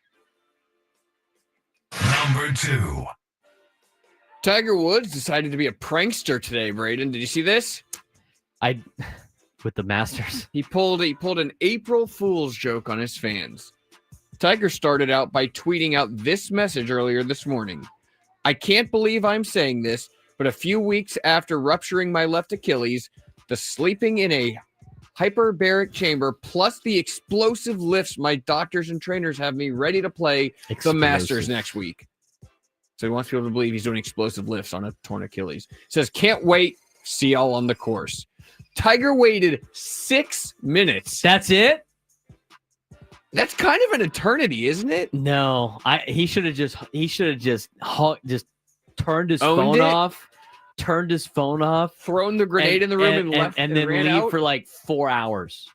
Well, 6 minutes later, he tweeted, P.S. April Fools, my Achilles is still a mess.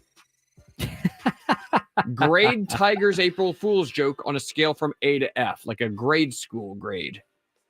I would give it an A. I think that's a great April Fool's joke because he always finds a way to play. He goes in the Masters with like crutches on, and like it was a believable kind of tweet. I just don't think it was as outlandish as some of these colleges and these that run these sports accounts on social media that put out terrible April Fool's jokes. Like TCU had one about like building a Disneyland on campus or something dumb, and there's other, about acquiring other schools from. It's just, West Kentucky thought we were going to put Big Red's face on the basketball court. Come on, give me a break. Number 3. Let's do our weekly Aaron Rodgers check-in, shall we? Yesterday, Steelers owner Art Rooney II said at the NFL owners' meetings that he's hearing that Rodgers is, quote, heading in our direction. Rooney added, quote, we keep getting positive sort of signals about it, so yeah, I'd say we feel pretty good about it at this point, end quote.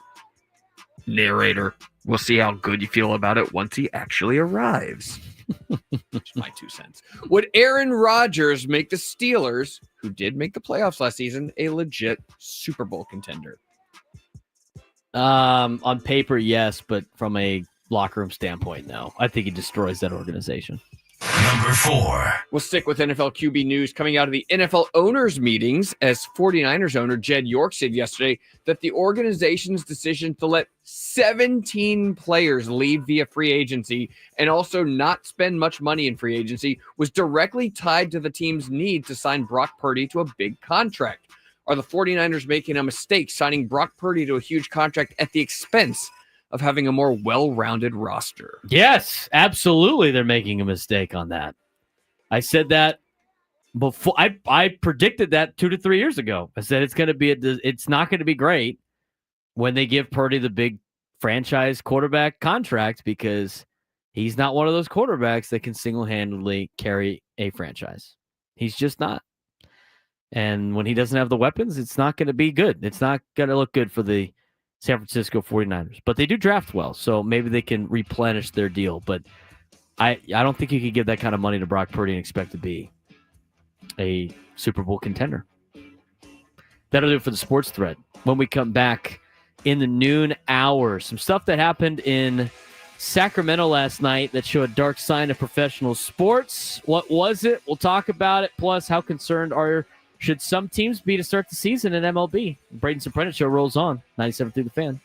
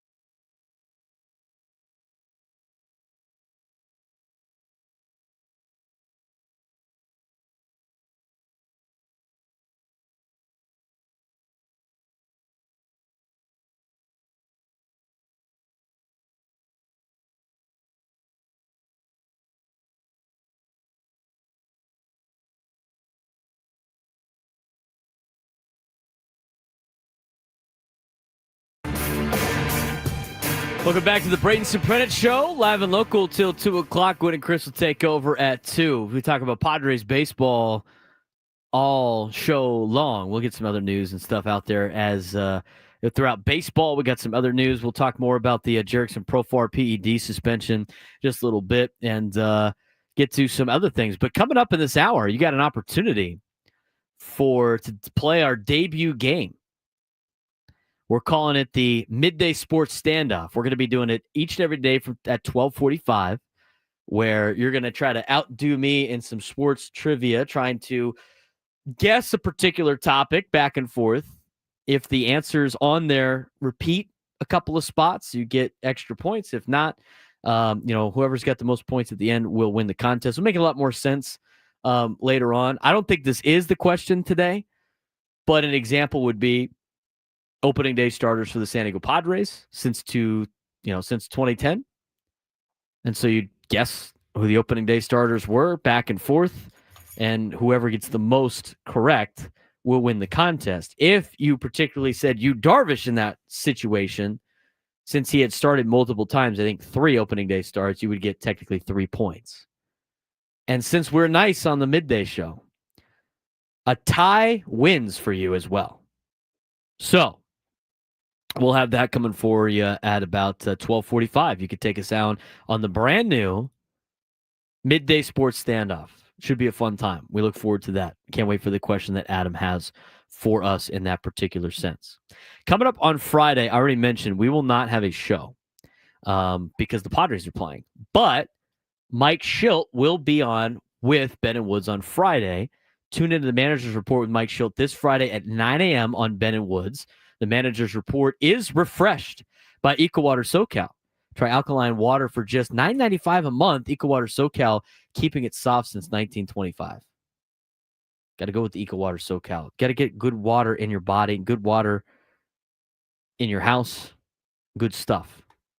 So, and we have camera issues again. So I'm going to try to troubleshoot that as we go through here on the Braden Surprenant Show. But I do want to talk about another thing that I thought was very pressing last night, something in Major League Baseball. We'll get back to the Jerickson Profar story, and we'll talk a little bit more about some teams that it might be. Is it time to panic yet? When is it time to panic for some of these ball clubs? We'll get to that in just a little bit. Oh, there you go. Now I'm back. Back on the screen. The camera issues today have been just surreal. But we're back on. Yesterday was the first time that the Athletics did not play a home game in Oakland, aside from the other cities that they were in before.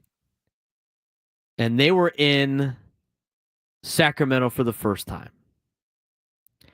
Danny Vietti of CBS Sports, who I'm going to try to get on the show to explain this, because the Padres are going up there next week. As a Northern California guy that he is, he decided to go check it out. And he reported on it on CBSSports.com. If you want to go look at the whole article, you can. But last night was the first time that they had a Major League ball game in Sacramento. And Danny Vietti went out there and wanted to get the full fan experience. And again, this is an opening day kind of event. So he did a couple of things different, and he wanted to take in the whole scene. And he describes a lot of it on there. There was an announced sellout crowd of 12,000 yesterday into Sutter Health Park in West Sacramento on Monday night to watch the A's play the Cubs in the first MLB game in the city's history. Cubs destroyed the A's. Cubs even got a cycle out of it. So you had history in the first game, more than just the A's being in Sacramento. But he wanted to get the full experience. So he went down to get the full Sacramento experience. He parked downtown by the state capitol, and he made his, a little half-mile walk downtown through historic old Sacramento and across the Tower Bridge to the ballpark. And it's 4 o'clock on a Monday. Scattered showers up there in Northern California, just like it was here yesterday. So Sacramento downtown wasn't necessarily a hopping place with excitement. Bars and restaurants quiet. Most people from Sacramento just getting off work. He said the walk itself was scenic, but there was very few A's jerseys, signs, stories, promotions to be seen. He then compares it to Oakland. Obviously, the walk, you couldn't really walk. It's not nearly walkable to get to the Oakland Coliseum. If you've been around there recently, you will understand. But the city of Oakland was always about it. He tried to see if there was a tailgate scene. There wasn't really a tailgate scene at all. In Oakland, there always was. So that kind of slow build to a game like we experienced at Baja Rakes on Thursday wasn't really there. He gets to the ballpark, and there was a sea of green and gold. There was a lot of fans there, excited. Excitement sparked with the gates opened. Concession stand queues might have been longer. Fans with lawn seats beyond the right field fence rushed to get to the best spot they could. Vendors were shouting. Music filled the ballpark. Everything was all exciting. A's debut in Sacramento was the hottest ticket in town. It wasn't cheap either. Median ticket price for A's home games this season are $181. Marcotte said in his pregame speech that it could be a home field advantage for us, for sure. That's our goal. We've embraced being here in every way. They honored Ricky Henderson, the late Ricky Henderson, before the game after his death in December by having every player wear number 24 in their jersey. It looked like an A's home crowd. It sounded like an MLB game. But he described the entire experience as awkward. Sacramento up there, again, for the A's, they do what the Angels do. I don't know if you guys noticed, but when you go to an Angels game, they're not the Los Angeles Angels on the mic. It's just your Angels. I don't know if it's because they've changed their name multiple times from California to LA, or LA to California, back to LA to Anaheim, all that stuff. But the Angels are just the Angels. And now with the A's, they don't want to be associated with Sacramento. They're just simply the A's. No city affiliation. Yeah, the Athletics. The A's, the Athletics. In fact, even the stadium scoreboard last night said Chicago and Athletics, which asks the question and leads into a deeper conversation, I think. Is it even really Sacramento's team? Danny Vietti goes on to talk about some of the groups of fans that try to Sacramento chant. Those quickly died off. A couple of Let's Go Oaklands broke out, but that didn't sustain. Let's Go Sacto was tried but failed, and in a way almost felt like Sacramento and Oakland chants were competing with one another, despite 75% of the crowd rooting for the same team. The entirety of the game, there was not a single chant that echoed in unison. There were no drums or kazoos like you used to see in Oakland. The absence of the Oakland Coliseum right field bleacher crew was pronounced. Perhaps the loudest chant of the game was "Sell the Team," directed at A's owner John Fisher after the 6th inning. And then about half the stadium emptied before the game ended as the home team's deficit ballooned to 15 runs. It was an ugly game all the way around. The team did not have a city affiliation. The A's are playing in a spring training-sized ballpark that is already occupied by one of their opponent's minor league clubs, and they are playing in a new city in front of a new fan base, in one that they don't even want to be in anyway, which shows the dark side of American sports. And we feel that here in San Diego, being a team or being a city that has lost a professional franchise. It's the corporate greed of some of these organizations that has led to this black eye for professional sports, one of it being this unrealistic and really awkward fit of a team because of billionaire owners wanting a brand new stadium and not wanting to have to pay for it. And in California, that doesn't fly at all over here because we already pay enough in a lot of different fees and taxes where signing off on a brand new tax to build a billionaire stadium, that ain't going to fly. It flies in other cities because of a couple of things. One, there's less to do in a lot of those cities. And two, they don't have to pay as high in taxes for property taxes and all this other stuff. They have a little bit more means of paying an extra 50 cents on this, 50 cents on that, even though it adds up to more money in taxes.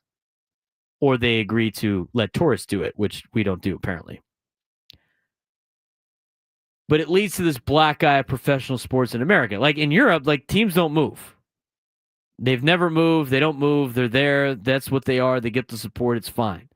And the owners find ways, and I don't know what the details are, okay, before I get yelled at by soccer fans. But in reality is they don't move.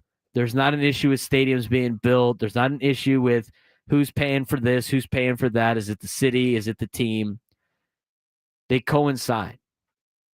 You don't have to deal with that with colleges either. The colleges aren't moving. They're not leaving. That's a different animal, though. That's apples and oranges comparison. But why I believe and why I like college sports a lot, it really is the identity of their city for a lot of those regions. And you see the passion.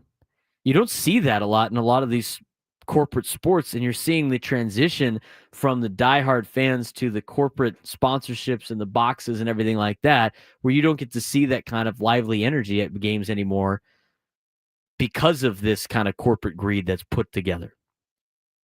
So last night, you saw the A's debut in a city they don't want to be in, trying to move to a city that doesn't really want them. Where have we seen this before? And you're starting to see it with a lot of professional sports right now. You're not getting the public funding for stadiums, and you really shouldn't. I think if the cities are going to use said stadiums, I think they have to have some skin in the game. But at the same time, I think the majority of the purchasing should be from the team itself that owns the building. Whoever owns the building should be paying, or wants to own the building, should be paying the majority of the cost to build said building. And so you get these lousy owners like the Athletics owner in Fisher, like the Spanos family for the Chargers, that just ruin their organization because even though they have these teams, they're not rich enough to put money down to build the stadiums that they want to build, because everybody continues to try to copy Jerry Jones in his palace that he has in Texas, or even Kroenke Stadium in LA.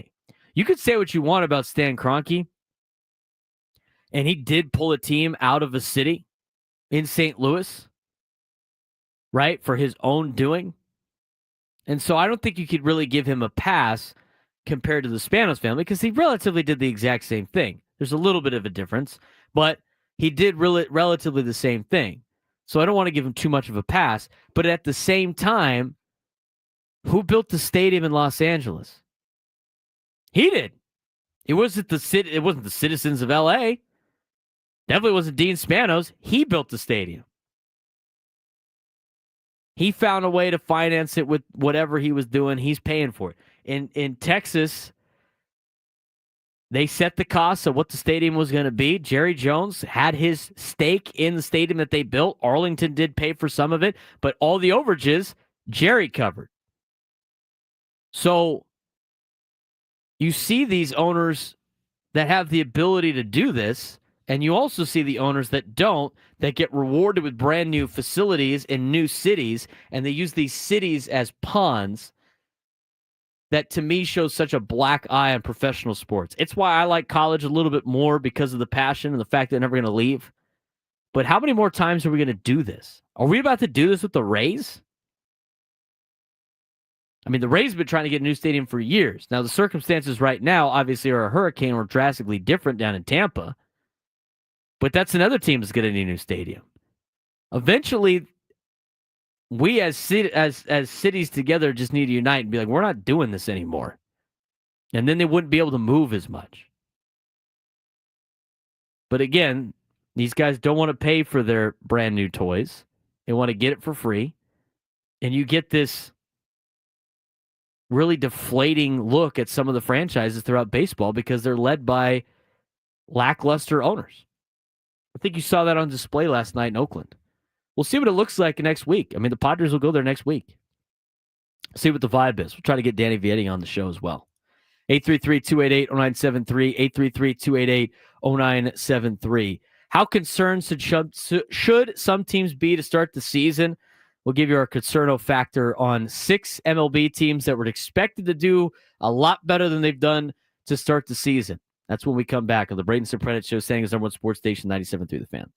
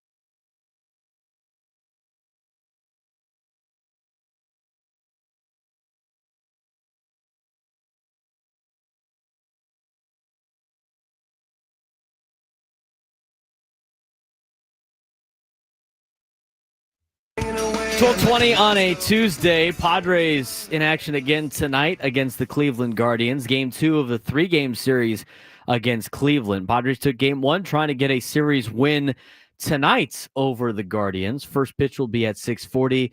EcoWater SoCal Padres pregame show will be at 5:40 on San Diego's #1 sports station, 97.3 The Fan. Coming up next will be Tony Wood Jr., Chris Ello, Matt Scraby for Gwynn and Chris as we lead you into first pitch tonight as the Padres not only try to win the series, but extend their longest winning streak to start a season in franchise history. They broke the record last night, 5-0. Best start to a season in franchise history for the Padres. Trying to go to 6-0 tonight. Today is the anniversary of the Lamont Butler shot, which posed the question of best 5 moments in San Diego sports history. A little bit of a debate this morning between my friends. We're going to talk about that in the 1 o'clock hour. I got some up my sleeve with some highlights that I found as well. So we'll talk about that. What do you guys think? 833-288-0973, 833-288-0973. Padres are off to a great start. Can't say the same about some other teams that are expected to win divisions, expected to make the postseason. Again, these early season starts don't necessarily they're not precursors to what the season could be for a lot of these teams. It's not like the Braves starting 0-5 is going to knock them out of the playoffs just yet, but how concerned should some of these fans be? If you are a fan of some of these teams, how concerned are you? We're going to discuss right now with how concerned should you be about these 6 particular teams in Major League Baseball. We'll start with the American League as we look at some teams that were expected to do well this season that are not. And one of them being, and they finally got their first win yesterday, the Detroit Tigers.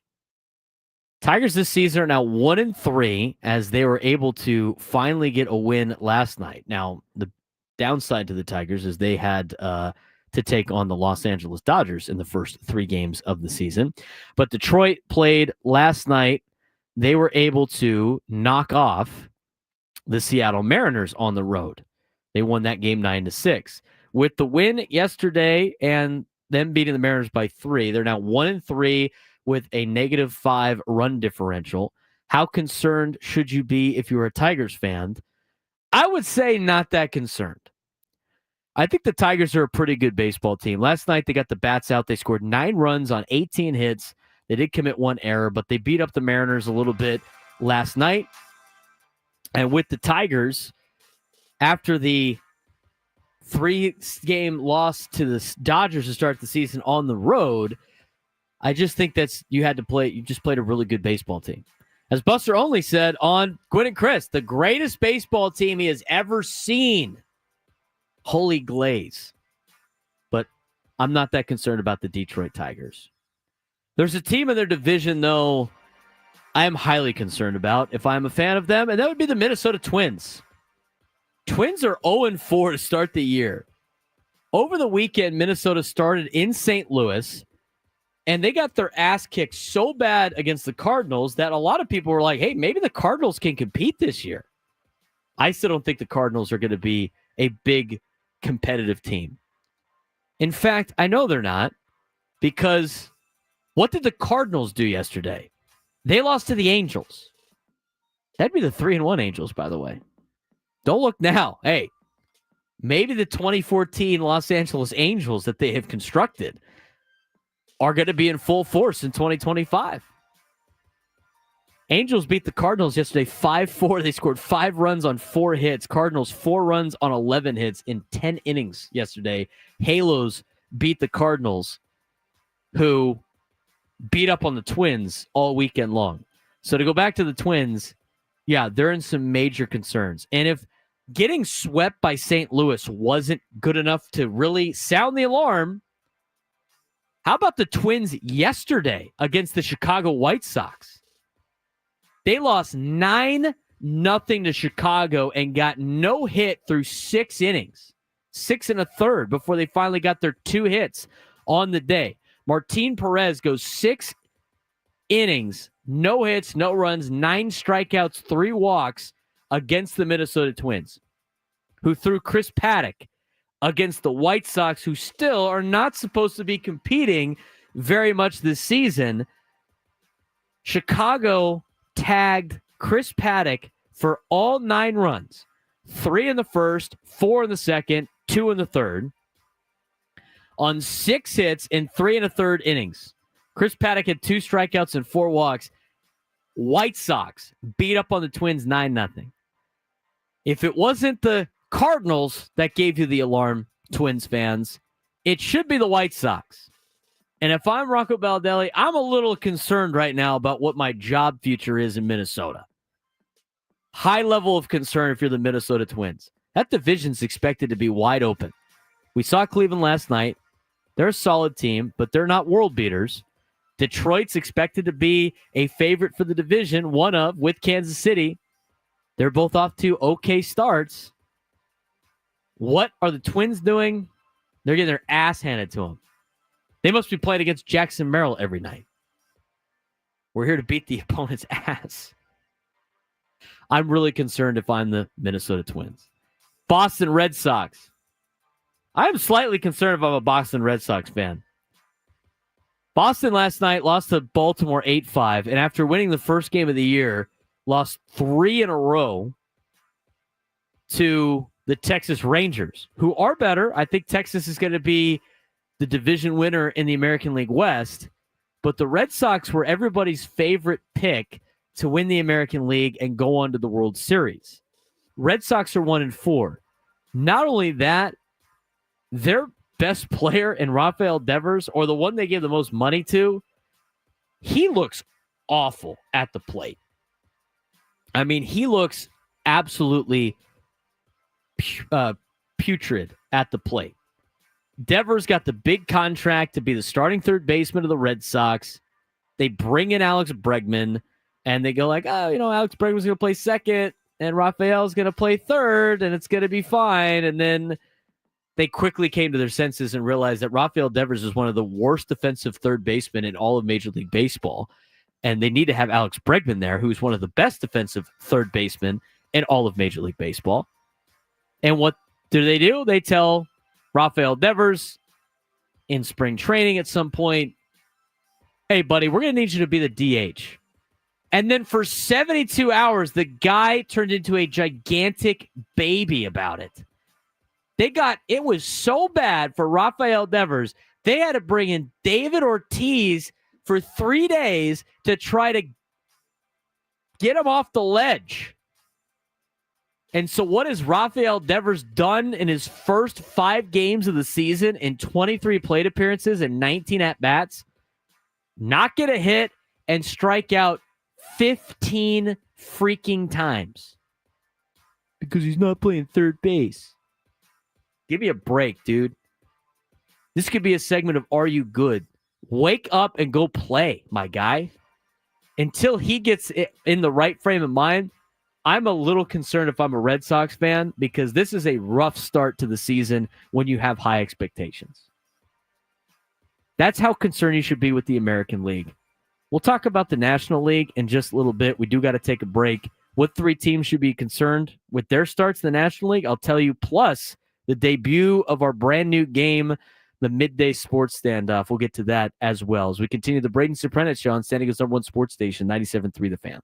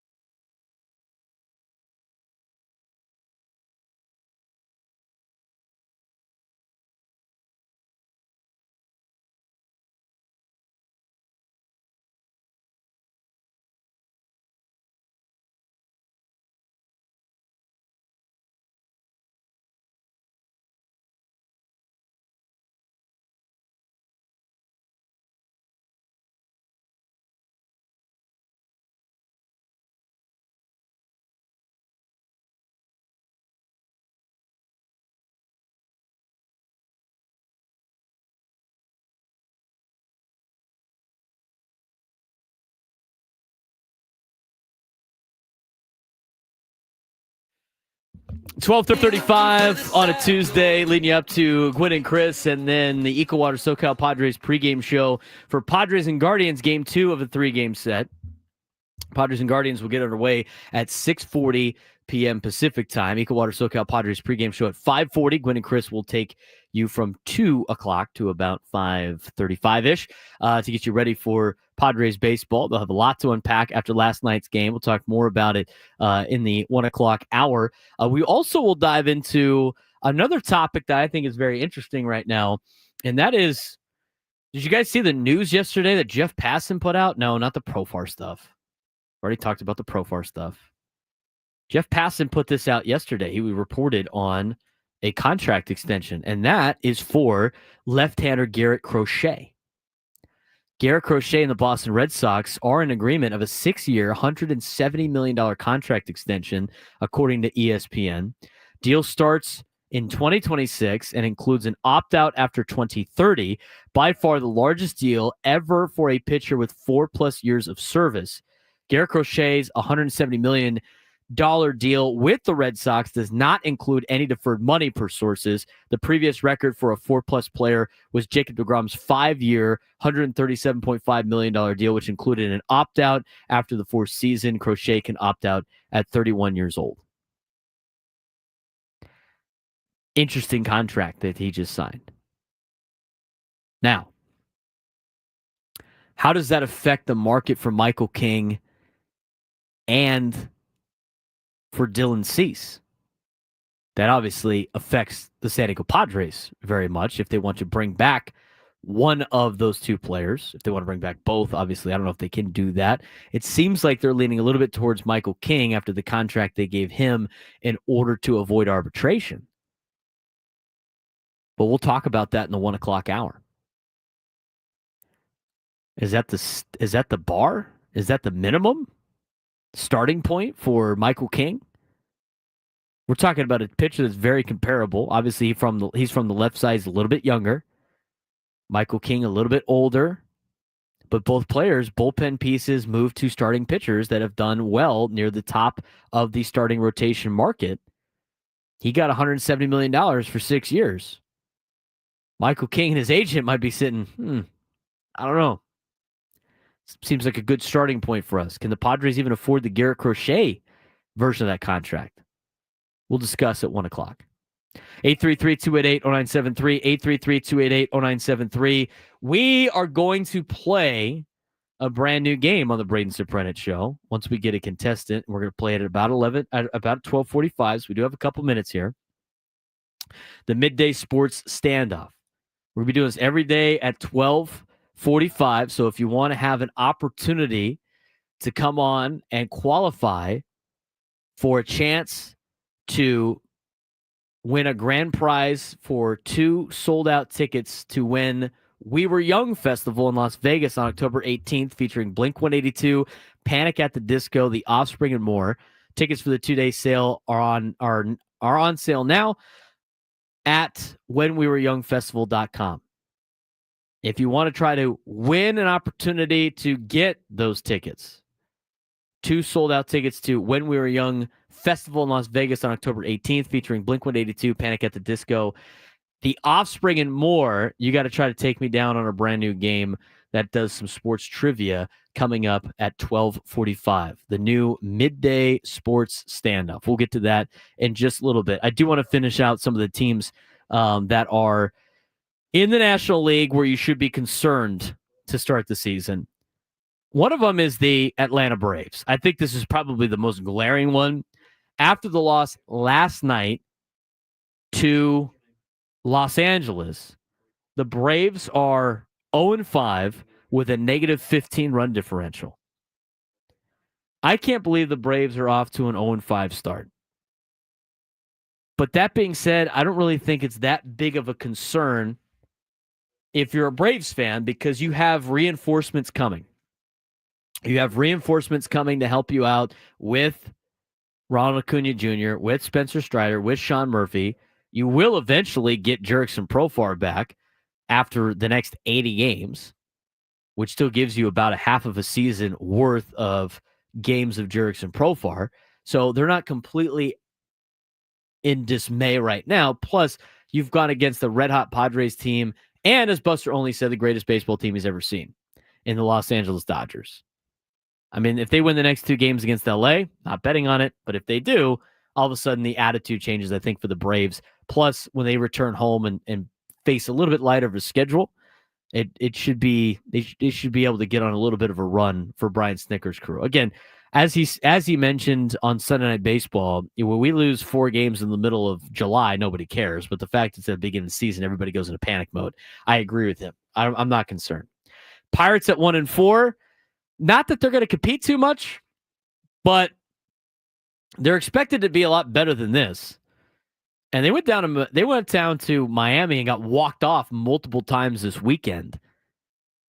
They got 1 win in Miami, but then they lose again. They're 1-4, -7 run differential. I think you're slightly concerned if you're a Pirates fan, but not really, because I don't think the expectations are really there. You have Paul Skeens. You do have some young players. You have some old players up the middle. I mean, you still got Andrew McCutcheon on the team, and you got Adam Frazier. And so it's an interesting mix. Pirates were never really competing for that much this season anyway, so overall not that concerned, but it is concerning that you got off to the start that you did. The last team for you, the Milwaukee Brewers. This is the most concerned I think any fan base should be, is the Brewers. 0-4, the -32 run differential. They went to New York and got destroyed by the Yankees all weekend, in which everybody just assumed it was about the bats and the Torpedo Bats, which put this big stink about the Torpedo Bats and the New York Yankees and how they're cheating with their bats. And then they play Kansas City at home last night or yesterday afternoon for their home opener and their version of opening day. And the Royals, who lost 2 of 3 to the Guardians, go into Milwaukee and hit. They get you for an 11-1 beatdown. 11-1 on 14 hits to put the Brewers at 0-4 in the year. Sound the alarm. This is a major concern for Pat Murphy and company. The Brewers already, I was not really high on because of their offseason, because of the lack of talent that they had. They do have some talent still. It's still a Major League Baseball team, but I was not sold on them being a competitive team this year. I think the Cubs win that division, even though they got off to a rough start. They bounced back yesterday against the A's. Brewers off to an 0-4 start with a -32 run differential. It might be a rough year in Milwaukee. It's still early, but my level of concern is very, very high. Very, very high. We got some time now. Let's debut our midday sports standoff to try to get somebody qualified for a trip to Vegas. Let's hit the bumper. Welcome to Midday Sports Standoff on the Braden Surprenant Show. I can't believe what I'm seeing right now. The ultimate head-to-head battle where sports knowledge and quick thinking collide. No, it's no good. Are you kidding me? Contestants will go toe-to-toe with Braden in a sports trivia deal where every correct answer brings them closer to victory. Down the sideline! Wow! Unbelievable! But 3 strikes and it's game over. This is not Detroit, man. This is the Super Bowl. Can you outsmart Braden? The Midday Sports Standoff starts now. All right. Who's our contestant today as we bring in Adam Klug? I was going to let you pick. All right, we're going to go with let's go with Alex and Del Mar. Alex, what's going on, man? Hey, Brandon, I like your show. Thank you for the new show. I really like it. Oh, well, I appreciate that, dude. Let's get you an opportunity to win a trip to Vegas if you take me down today. And how's this going to work? Adam's going to ask a sports question that has multiple answers to it. There's Braden and Alex on the scoreboard. And what's going to happen is on this list, there'll be a list of names on there or teams or what have you. And the more that you get, a list of answers, correct answers. And whoever gets the most points will win. We'll go back and forth. You get to go first. And if there's a tie, since we're nice on the midday show, you will win today's contest. Does that make sense? Yes. If there are any answers on there, Alex, that are multiples, you will get extra points for it. So if Adam was to go opening day starters for the Padres since 2000, and you said Yu Darvish, you would get 3 points.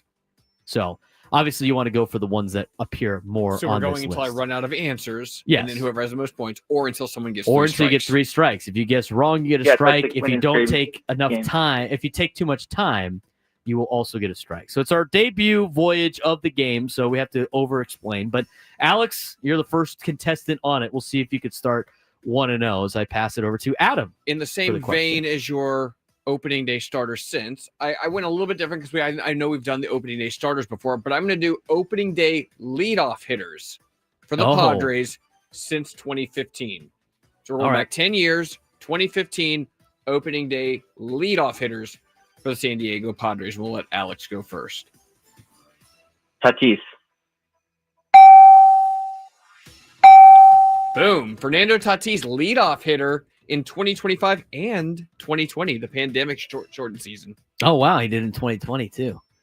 So that's a good start. How many do we know? That how was many against the Diamondbacks in 2020. Is there any other repeats on here? Wouldn't you like to know? No, come on. There's one other. Or one other repeat on there, so a multi version since 2015. I feel like Freddie Galvis bat leadoff one time for the Padres. Is that an official guess? Yes. No, not Freddie Galvis. He did not. All right, Alex. Braden with a Profar. strike. Profar is a good answer. Really? He was batting leadoff later in the year, I guess.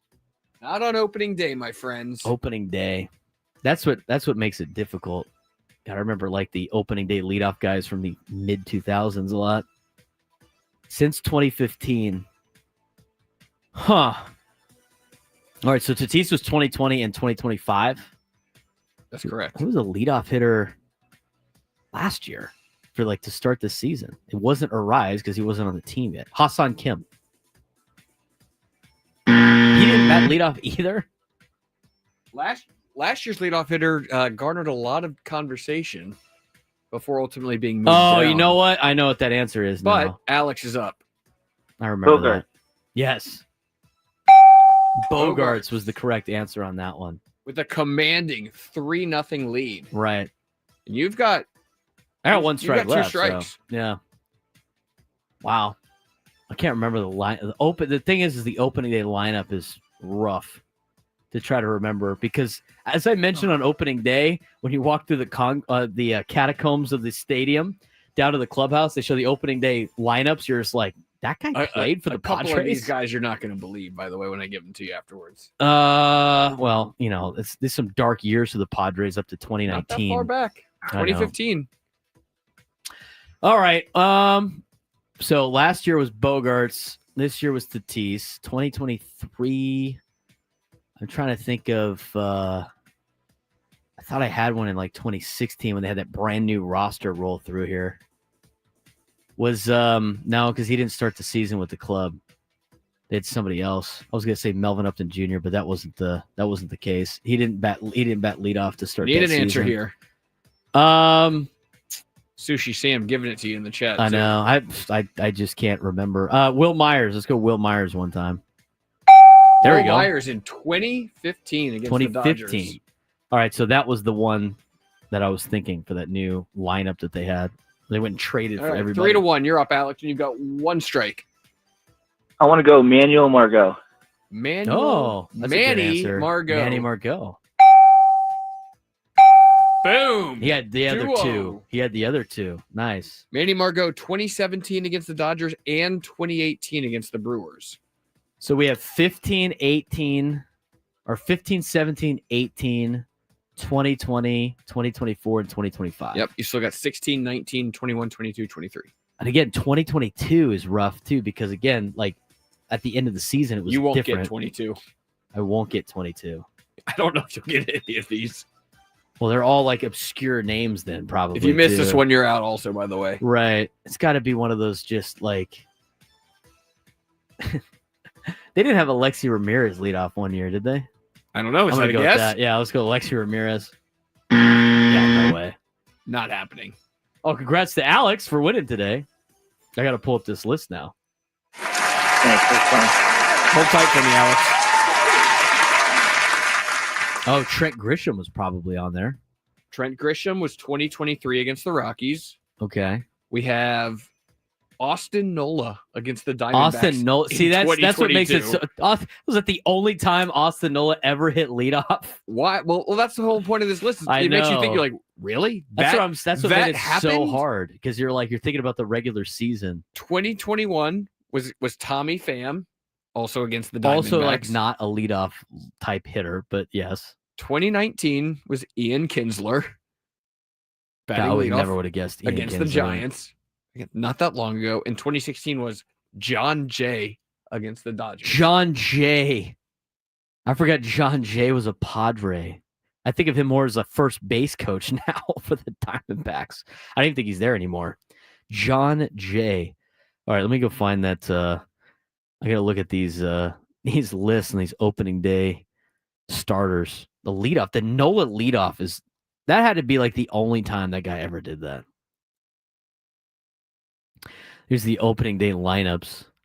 I mean, I would have got some of those guys. I mean, thank God Luke Voigt didn't bat leadoff in one of these games.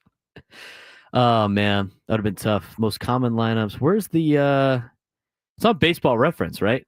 They have the opening day lineups on there. Some of those. No, I just literally went back year by year is what I did. Oh, on the okay. I thought they had it. They just had the opening day rosters, the starters. So that season. So what year did Nola lead off? Was that 2022? 2022 against the Diamondbacks. That lineup for the Pod was not the order. This is the defensive positions for that team. It's Nola, Hosmer, Cronenworth, Machado, Kim, Profar, Grisham, Myers, Darvish, and your designated hitter was Luke Voigt. Can we get a little MLB closer news in here real quick? I see I Need Money said David Bednar was optioned to AAA. Yep. Official from the Pirates. Former Padres farmhand David Bednar. All-star David Bednar. Was he in the Adam Frazier trade? Or was it Joe Musgrove? I think he was Frazier. I thought he was in the Musgrove trade. I can't because I thought was a pitcher involved at that one. Let me look that up. David Bednar gets sent down to AAA. Did he just get a decent contract? It was with Musgrove. It was with Musgrove. That's what Padres I thought. Send David Bednar, Omar Cruz, Drake Fellows, and Hudson Head to the Pirates. Padres receive Joe Musgrove. Mets receive Joey Lucchesi from the Padres. Mets send Endy Rodriguez to the Pirates. I still think the Padres get the better deal on that. No doubt. No hitter or not, I still think it's a better deal. What did David Bednar get a new Didn't he get paid? Didn't they pay him to steal? He made an all-star team or two. I know he did. He did make He made 2 all-star teams. 2022 and 2023, David Bednar was an all-star. He blew, how many saves did he blow this weekend? Just one? This year he's 0-2 with a 27 ERA in 3 games that he's pitched. He's only pitched 1 inning. That'll do it for you. When you're 0-2 and you've only thrown 1 inning in relief, yeah, that's could be sent down, I guess, if you have options in Pittsburgh to go along with their disappointing start that they have had to the season. He's getting paid $5.9 million. He's still not even ARB. He's ARB eligible? No, he just got a contract. That's what it is. Earliest free agency 2027. Might be available. Merrill broke Bednar last August. I think you're right on that, Brandon. I think you're right. That was a tough question to get things going on the new game, but I still think it's fun. So congratulations to Alex and Del Mar. You won a qualification for a grand prize, 2 sold-out tickets to When We Were Young Festival in Las Vegas on October 18th, featuring Blink-182, Panic at the Disco, The Offspring, and more. Tickets for a 2-day sale. Tickets for day 2 on sale now at whenwewereyoungfestival.com. So Bednar gets sent down and Garrett Crochet gets paid. Some news around Major League Baseball. How does the Garrett Crochet trade affect the Padres? We will talk about when we come back. Also, it's the anniversary of the Lamont Butler shot. Is that the best moment in sports history for San Diego? We'll talk about some of the other ones when we come back as well. San Diego's #1 sports station, 97.3 The Fan.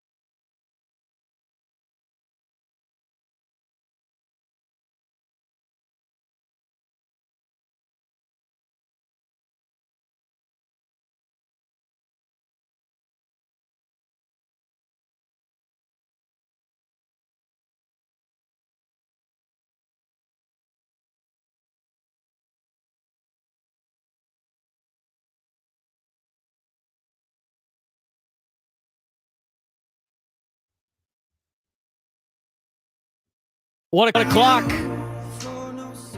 on a starting to be a nicer Tuesday.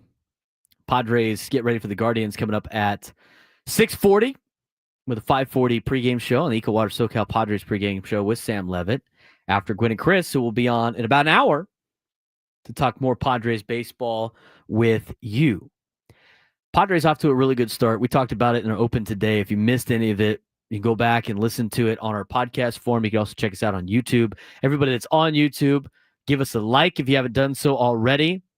We really appreciate it. Anybody that's just tuned in, we got over 140-something people on there right now, which is awesome. But only 58 likes. Let's go. Let's get the likes up. It really helps with our content going out to other entities. Really appreciate that. If you're not into watching on YouTube, you can listen to it in a podcast form. All of our shows are posted hour by hour and the full show to wherever you get your podcast. Spotify, Apple Music, Odyssey app, all there. You can listen to it on those particular outlets. You can also follow the show at B_SURP, at BSURP.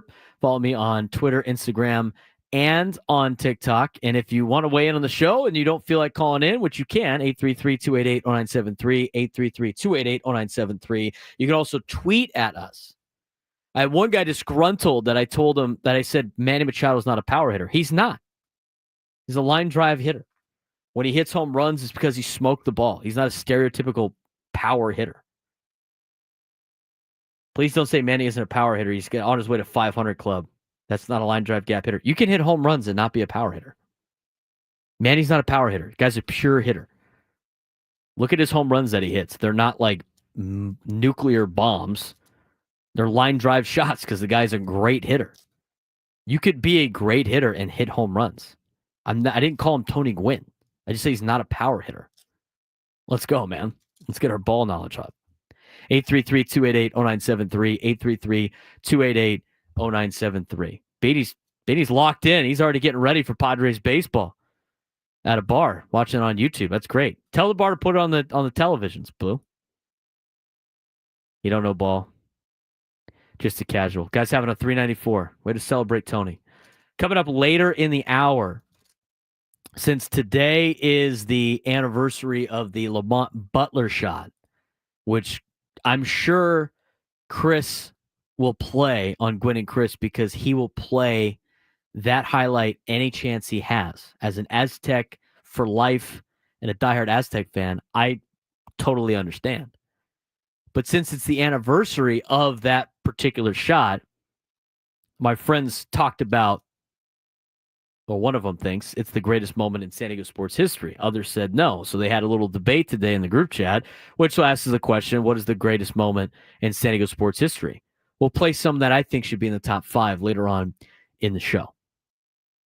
But right now, I do want to mention, we talked about Kyle Hart. We talked about Gavin Sheets earlier in the show. But I want to mention some news that happened in Major League Baseball that I think has an impact on the San Diego Padres. It was tweeted out yesterday by Jeff Passan. No, it was not the Jerks and Profar news. But Garrett Crochet has a new contract with the Boston Red Sox that will start next year. He was able to sign a contract extension, which is interesting because remember last year when he was on the trade market, the conversation was he's only going to go to a place that will give him a contract extension, or he was going to refuse the pitch. Well, he ended up not getting traded last year at the trade deadline, and during the offseason, the Red Sox were able to acquire Garrett Crochet, and then yesterday gave him a 6-year, $170 million deal, which happened yesterday. According to Jeff Passan, left-handed Garrett Crochet and the Boston Red Sox are in an agreement on a 6-year, $170 million contract extension, sources tell ESPN.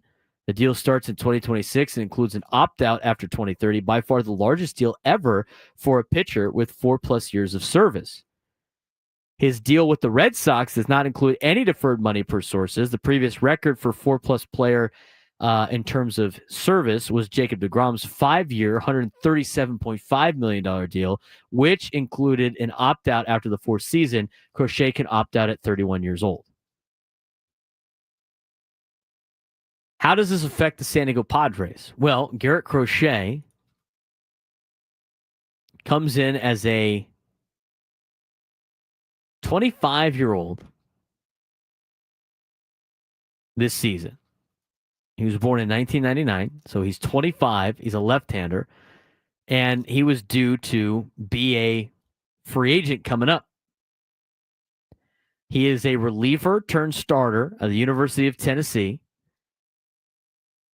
And as a reliever turned starter and being at near the top of the echelon of starters in Major League Baseball, that really coincides with guys like Michael King and even Dylan Cease for the San Diego Padres, albeit they are now older. Michael King is 29 years old.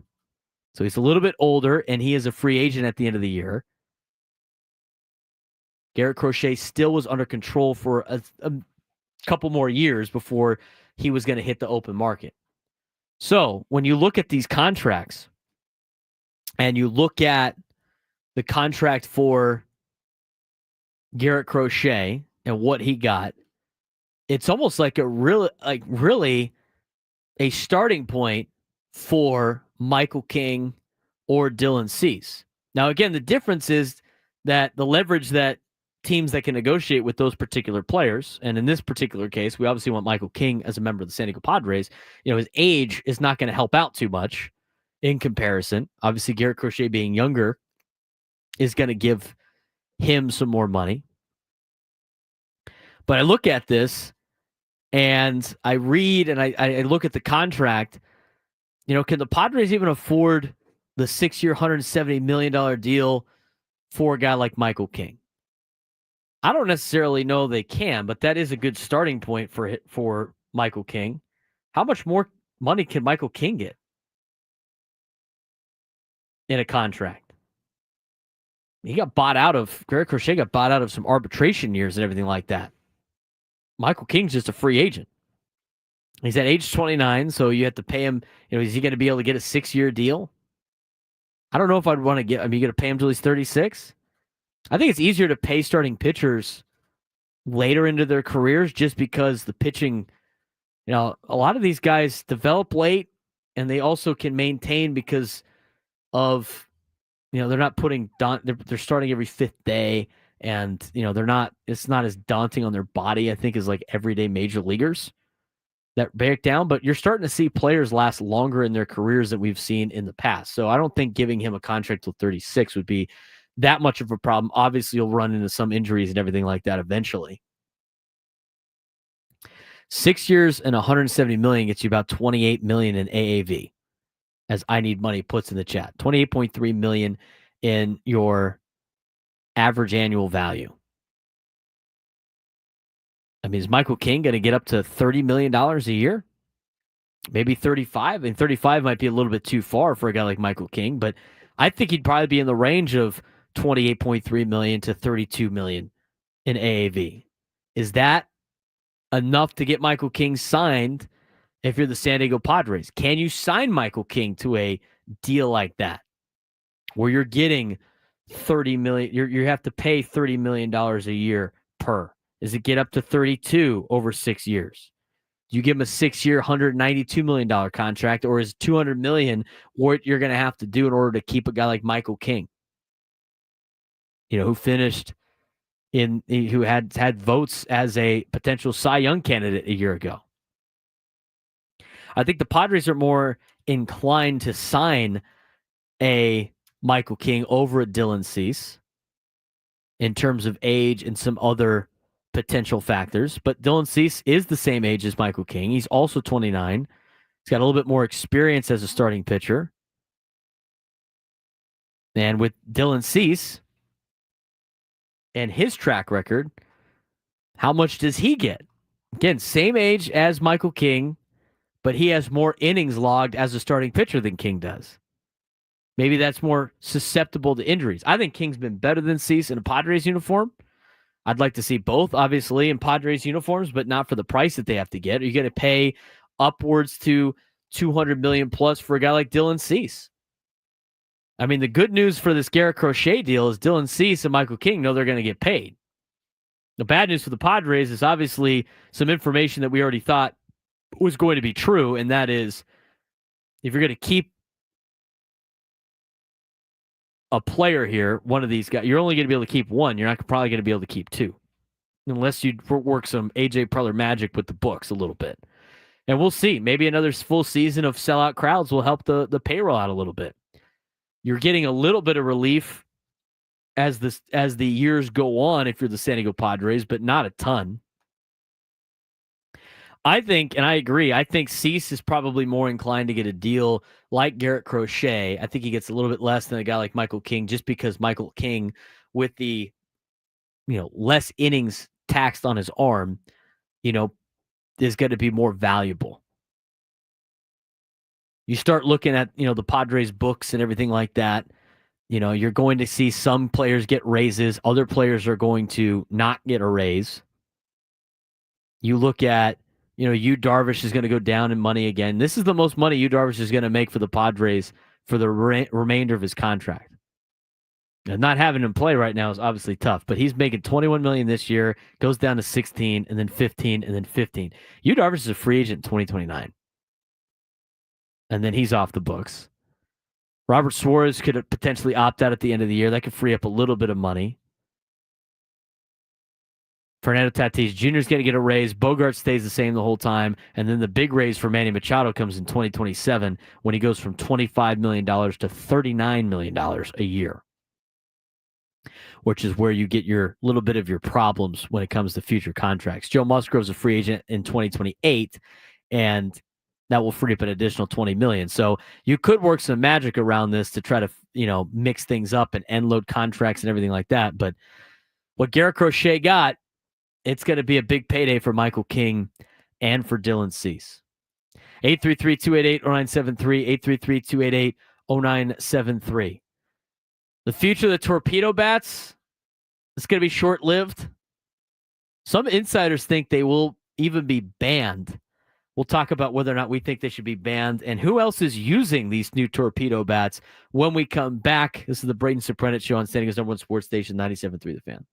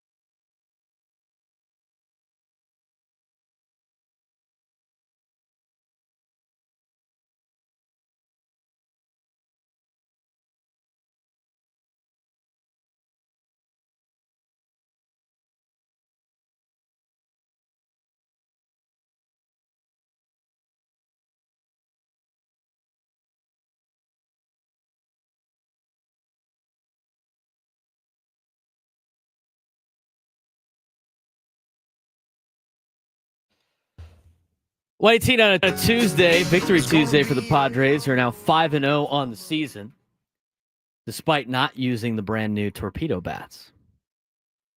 Adam just said it, and I totally agree. Why isn't everybody trying to do this? These Torpedo Bats that are out there, they're all the rage. Just ask the kids. Torpedo Bats. Let's take a look at these Torpedo Bats for a second. I don't think, honestly, it's that big of a deal. I don't think they should be banned. I don't think it's cheating. It's well within the rules. They can use them. But right now, the results that you're getting out of some of these Torpedo Bats are insane. Now, that being said, as we have talked about throughout the entire day today about different statistics for certain players, it's early on in the season. Same thing with some of the teams off to lackluster starts and overzealous starts. If I'd ask you right now, if you had to put money on it, who's making the playoffs, the Los Angeles Angels or the Atlanta Braves, everybody's saying the Braves. Angels are 3-1. They're in first place. Atlanta's 0-5. It's early on in the season. Still early, right? So, that being said, when you look at some of these statistics that we're about to break down with the Torpedo Bats, they could be a gigantic coincidence. Again, there's not enough data really to determine if these things are a cheat code, if you will, to Major League Baseball. But again, they're within the rules. MLB cleared them, and so you can't really complain about them. Go get some. Like Milwaukee was complaining about them against the Yankees. You're getting your ass kicked right now by every team in baseball that you've played, Yankees and the Royals. They should be on the phone with Marucci and Victus and all of these bat makers that can make these bats and start getting some to Milwaukee and stop bitching about it. So that being said, as everybody wants to blame the Yankees, they're not the only teams that are using these bats. In fact, Elly De La Cruz picked up one of these bats last night. Now, I don't know if he grabbed the Louisville Slugger or not. I mean, if you're Cincinnati, Louisville Slugger's like just down the road over in Kentucky. Elly De La Cruz did not use the Torpedo Bat in the first 3 games. Elly De La Cruz went 1 for 3 with 2 runs scored, no power numbers. Went 1 for 4 with no extra base hits and an RBI in Game 2 against the Giants. In Game 3 against the Giants was 1 for 4, again a single, not any extra base hits. And then last night, in the same ballpark, Great American Ballpark, where they've been for a homestand to start the season, last night against Texas, who just did some serious damage against the Red Sox. Elly De La Cruz with the Torpedo Bat, 4 for 5 with a double, 2 home runs, 7 RBIs. I mean, I get it. I can see where people are like, hey, look, this Torpedo Bat's doing some serious damage right now. We look at the Yankees. They hit a bunch of home runs. And nobody's worried. Nobody's talking about Aaron. Like, Aaron Judge didn't use the bat. That's not the conversation. It's guys like Volpe and Jazz Chisholm, getting their slug up. Elly De La Cruz had 3 singles in his first 3 games.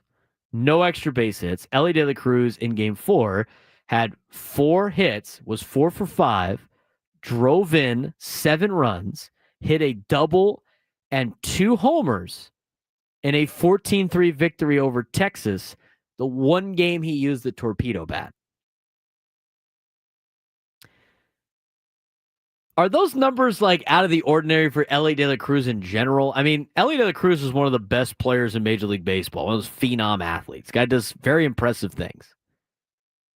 It's not like he hasn't had days like that in the past. Now, I have to look at his stats, but last year on April 8th against Milwaukee, Elly De La Cruz was 3 for 4 with 4 runs scored, 2 home runs, 2 RBIs, and a stolen base.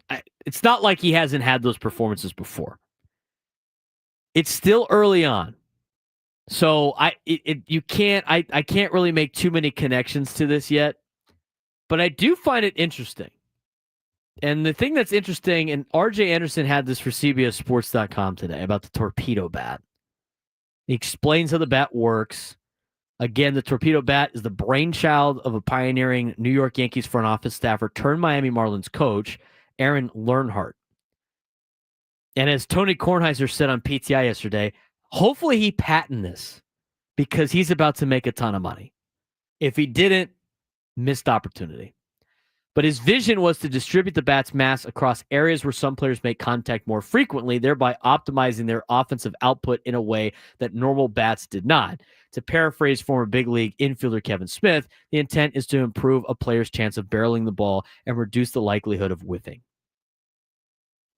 The Torpedo Bat was launched into the discourse over the weekend by a confluence of events where the Yankees were partaking in the personal home run derby against the Brewers. Team broadcaster Michael Kay was detailing the modified bats being employed by Jazz Chisholm Jr. and Anthony Volpe, among others. It's a well-known statistical principle that causation does not equal correlation, as I've been talking about, but the dynamic gets confused when there's ambiguity surrounding a topic such as, say, the legality of the bats being used to clobber the opposition's pitching staff all weekend long. From the article by R.J. Anderson. I think if you get to a point where everybody starts using these torpedo bats and the numbers go through the roof, I think you would have to make a stance on it. But until that happens, I still think it's a little bit of a coincidence so far. But here's the question. Here's the question I have to ask about the torpedo bats. Because some of these scouts and insiders in this article by R.J. Anderson are saying, I think they're going to be banned. That's according to one front office source telling CBS Sports. I think MLB will be compelled to establish a rule to prevent them from getting out of hand, and I think the interest of fairness will direct the rule to be something that more or less bans the torpedo design. My question is, what has Major League Baseball been trying to accomplish the last couple of years with their rule changes? More action and more scoring. Isn't that what they want? I mean, the pitchers have been so dominant the last couple of years. Don't they want more offense? I agree. I think the sample size of these torpedo bats is way too limited to make any conclusions from it. We've only played about 4 or 5 games per team so far in the Major League Baseball season. It just so happens that the Yankees tagged a very bad Brewers pitching staff, and Ellie De La Cruz last night had a great game for a guy that has had these games before. The source contention stems from the theory and some preliminary analysis, such as one floated by Dr. Alan Nathan, one of baseball's foremost physics experts, that attempts to model the difference between the torpedo bat and more standard piece of wood. Nathan's theory estimates how batters could sacrifice exit velocity near the barrel for more near the label. Again, all they're trying to do is move the barrel to a point that most players, at least the ones that are using these bats, hit baseballs. They still have the same barrel. It's still the same size, but instead of putting it near the end of the bat, they're putting it more towards the handle or the label of the bat, still creating the same piece of wood. It's just in a different area. So I don't really think it should be banned quite yet. I mean, if the games get out of hand and you're watching like 12-10 ball games, they're taking 4.5 hours, then sure, I think we should probably look at that. But after a couple of games, I don't think it's that big of a deal. I really don't. I don't think they need to ban this. Another scout said just what we need, another incentive for pitchers to not throw strikes. I think the only reason why they should ban these bats is for this quote right here. What one source said in the article. He said something else, and he goes, also, they look stupid, so they need to be banned. They look kind of dumb. I think that's your best valid option to ban these bats. They look stupid. But I want to see a Padre guy swing it. Let's start looking at this. Players that don't have the high slug right now on the Padres, I don't think Luis Arias could benefit from this. I mean, the guy, I don't want to mess up his swing. But, like, what if Xander swung this bat? What if some of the other players that are looking for slugs swung this bat? I don't know if they're corked bats without the cork might be. I don't think they're corked bats. I don't think it's the same. all they're doing is moving the barrel. These guys are still barreling up the baseballs, but they're just doing it in a different spot on the bat. I mean, I don't want to compare it to softball, but there's a major difference when I swing. If I don't hit the barrel of the bat, the ball's not jumping off the bat. And I end cap a lot of stuff, as Wood said. He's end capped some things in baseball. Maybe it's a little bit better if you move the barrel to the top of the bat. Ben mentioned his driver. They move the sweet spot to where you hit the ball. What's the difference? If I consistently hit the ball in a certain spot on the bat, shouldn't that be where I swing and I should get the barrel? What if I choked up on the bat to make it easier on that? They're just moving the barrel instead of the traditional place of like closer to the end of the bat. It's more centered to the label because these guys get jammed a little bit more than others. It's not like it's on the handle. It's just more on the label. They just move the barrel. I don't think it's that big of a deal. But it's interesting some of the numbers that we're getting so far early on. You need a lot more data to determine whether or not it's cheating or not. So I know that will be an endless debate, these torpedo bats. I'm surprised the Padres haven't bought any of those yet or have ordered any of them. 833-288-0973, 833-288-0973. The interesting thing to consider before we go accusing teams of not having ordered them or taken advantage of what seems like a really productive piece of equipment, how long do you think it takes to actually get them and order them in bulk and ship them to wherever you are? Maybe teams all around Major League Baseball are actually ordering these things in bulk. They just haven't received them yet. I don't know. I went to Louisville Slugger. It feels like they just came out of nowhere. But guys were using them last year. It just became popular. But I mean, like in terms of the mainstream and becoming a big deal, and to the point where teams, you would think that teams would have had a jump and seen this. Like they shouldn't be just deciding to try them out because of what the Yankees did over the weekend, I guess is the point, right? Well, baseball teams should know what's going on within the industry and be all over this. Right, but sometimes you need somebody to do it before you start doing it. I mean, it's the same thing with like football plays and stuff like that. I mean, it kind of catches on. I went to the Louisville Slugger Museum and Factory last year. Somebody asked about like if somebody wants a tweak to their bat that's signed with Louisville, how fast can you get it out? They get them out fast. They said we could tweak it, we could do whatever, we could get them the bat before their next game. So I think they could get them the bats at all these companies. There's multiple bat companies now besides Louisville, but I know that they could get those bats out very quickly if they need them, and they need to order some new ones or they need to ship them somewhere else if there's a variation here and there. So I think they could get them at any as quickly as they need. 833-288-0973, 833-288-0973.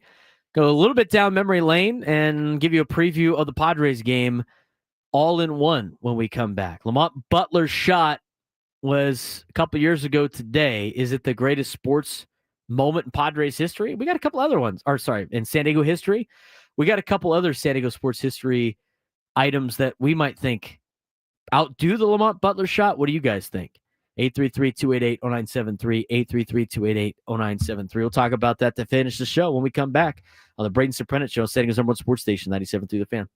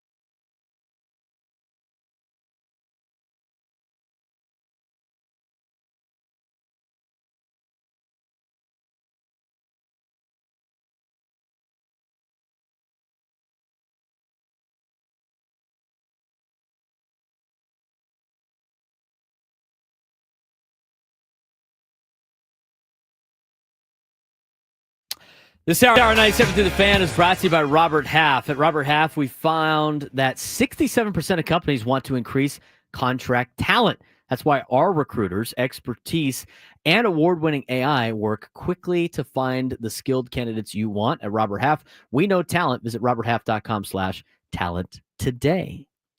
Also, baseball coverage on 97 through the Fan is presented by T-Mobile. Head to T-Mobile.com and get a great deal on an iPhone 16 Pro. We got tons of baseball coverage. In fact, we have been doing mostly baseball coverage this morning and afternoon on the Braden Surprenant shows. We lead you up to Gwynn and Chris coming up at 2 o'clock. Tony Gwynn Jr., Chris Ello, and Matt Scraby. They will take you to around 5:40 where the Ecowater SoCal Padres pregame show will get underway with Sam Levitt before Padres baseball. Tony Gwynn Jr. and Jesse Agler on that particular call. Got to listen for the incorporator today. He was on with Bennett Woods. If you didn't get the word he was using, go back and listen. You can go back and listen on the Odyssey app on a rewind function. You can also check out all of our shows in podcast form, wherever you get your podcasts. And we're all on YouTube. Thanks again for everybody on YouTube being part of the chat today. If you haven't done so already, hit the like button on the YouTube. It really helps us out with the algorithm. Go ahead, hit the like. It goes a long way for us. We really appreciate that. Also, be sure to follow me on social media at @B_SURP, at BSURP. This next segment, I think, is going to be pretty fun.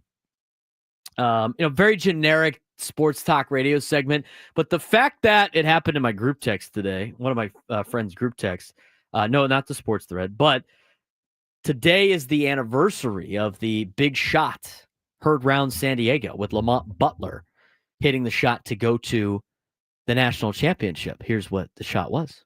Who would take the shot at the other end? Now it's Greenlee to inbound. 11 to shoot. It's to Martin.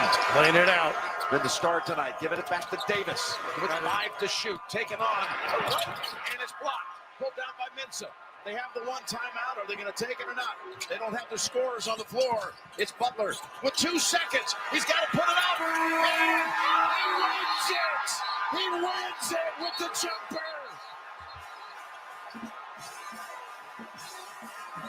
A San Diego State miracle.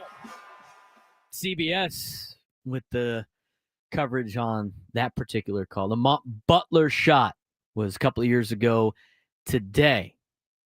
And so my friend that said, celebrate, he put in the text, good morning to all that celebrate the greatest sports moment in San Diego history today, which sparked a pretty contested debate of what is the top sports moments in San Diego history. Lamont Butler's shot is definitely top 5. I don't necessarily know if that is the number one all play. No, Adam, my friend is not young. My friend is an Aztec fan. That is why he is all about the Lamont Butler shot. Let's talk about some other potential plays that could be considered. I think one for me that has always been top-notch, and I think at some point, at this moment, San Diego was on the top of the sports world, and that is in 1998, in Game 1 of the World Series, Tony Gwynn at the dish with Kilvio Veras at first, and a home run to right that really put the Padres on the top of the sports world and San Diego on top of the sports world. Here's Joe Buck. Ripped down the right field line at the track at the wall. Gone! Off the facing at the bottom of the upper deck, and Tony Gwynn goes deep with his first postseason home run to put San Diego out in front 4-2. Courtesy of Fox.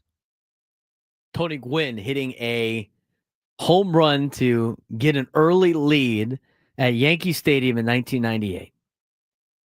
I've heard the stories from Tony Jr. about him as a kid talking mad S to Yankees fans in the stands, which they obviously got the better of the deal. But I think for one moment in time, that was where, San Diego was really at the top of the sports world. Not too many moments in time have we been as a sports city.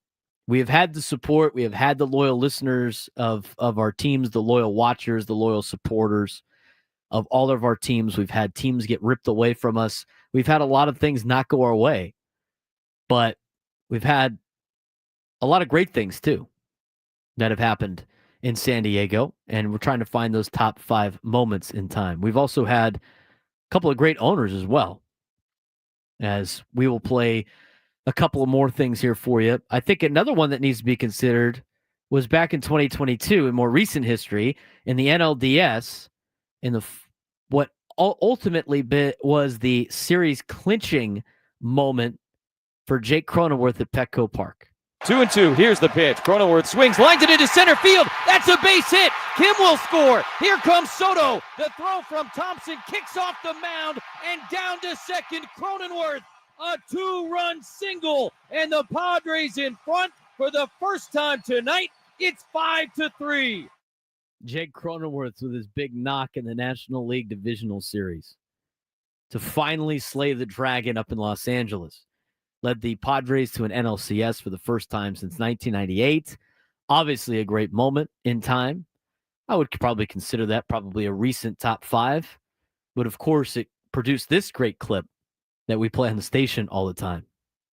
Was it extra sweet? I'm here with the owner of the Padres, Peter Seidler. Peter, how does it feel to advance to the NLCS? It feels great. The players, the fans, they both showed up in the biggest possible ways all season long, but especially these last 2 nights. And the come from behind clinching game today, it could not have been better. Congratulations to our players. Is it extra sweet because it was against the Dodgers? Is it extra sweet because it was against the Dodgers? A little bit. They're the team that has dominated the last decade. And like we said, you know who that Dragon is up the freeway. We got to slay it, and we did it this year. And we will be a very good team for years to come. That's funny every time we play it. Was it extra sweet because it was against the Dodgers? That's definitely part of the conversation. What about Mr. Padre himself? A little personal accolade that happened in Montreal. Smith is ready. Gwynn waiting to pitch. There's a drive, right center field, base hit, and there it is! Ho-ho, doctor! You can hang a star on that, baby! A star for the ages for Tony Gwynn, number 3,000.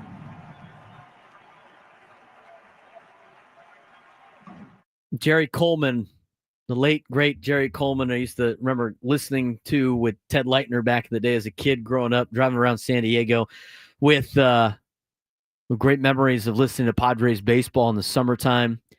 But obviously, the 3,000th hit for Tony Gwynn could potentially be part of that, especially with the late, great Jerry Coleman on the call on the Padres radio network. Another great moment in San Diego sports history. Again, what sparked this was the Lamont Butler Chart was today. So another one that could be in the consideration. A lot of people had this one as well. Before my time, right before my time, but could have been a very big moment in San Diego Chargers history that led to a great event at Qualcomm after the fact. San Diego Chargers in the AFC Championship against the Pittsburgh Steelers with an opportunity to go to their first ever Super Bowl. 4th and goal. Neil O'Donnell on a 4th down play to save the season to throw. Fire in the zone! It was lights out at the goal line by San Diego. San Diego's going to win this game. San Diego's going to do the job. They stop it on 4th down. Dennis Gibson cutting in a deep drop, got a hand on the football, and the Chargers have kept the Steelers out of the end zone on a 4th down play. Dennis Gibson sends the Chargers to the Super Bowl. Hacksaw on the call right there with CBS credit for that one. But a great play for the Chargers, obviously, going to the first ever Super Bowl. I wish I was alive to see that. I've heard the stories multiple times from a lot of you callers out there and a lot of people that went and attended that particular welcoming back from Pittsburgh, welcoming the team back at Qualcomm Stadium, and what the environment was like at Qualcomm that day at Jack Murphy Stadium after they came home from Pittsburgh. Pretty amazing moment. pretty cool thing for San Diego. Obviously, the list is not super long. We're looking for like the top 5. I threw a bunch of ideas out there. I think a lot of people were talking about the LT touchdown record. I remember listening to that particular play on the radio where Josh Lewin said, Chargers fans, you're witnesses to history. I remember driving around hearing that. I didn't get to see it on TV. I was doing stuff, but I remember that. There's other ones in there that, the win in Indianapolis for the Chargers in the playoffs when they didn't have Phillip Rivers and Billy Volek, had to roar them to victory with Michael Turner. LT was banged up. Antonio Gates was banged up. Phillip Rivers was banged up. And they got a W in Indianapolis to advance the AFC Championship game. I think that's a more recent kind of Chargers one. The walk-off with Darren Sproles in a very fun game against Indianapolis again in the postseason. I think it'd be on there. But those are, I think, would be a little bit more of a sense of an honorable mention. Again, what sparked all of this was obviously Lamont Butler's anniversary shot. What is the best moment in San Diego sports history? I think a lot of people have their options there in the chat. If you want to give us a call, 833 to finish the show, 833-288-0973, 833-288-0973. 1963, Chargers did win an AFL championship over at what's now Balboa Stadium, where the San Diego Cavers play. The old lone championship that the city of San Diego has. The AFL champions of 1963 as they destroyed the Boston Patriots that year. But if you want to weigh in, 833-288-0973, 833-288-0973. Let's get out to Mike and RB. Mike, what's going on, man? How you doing? Good. For me, it's more personal. I'm an old guy.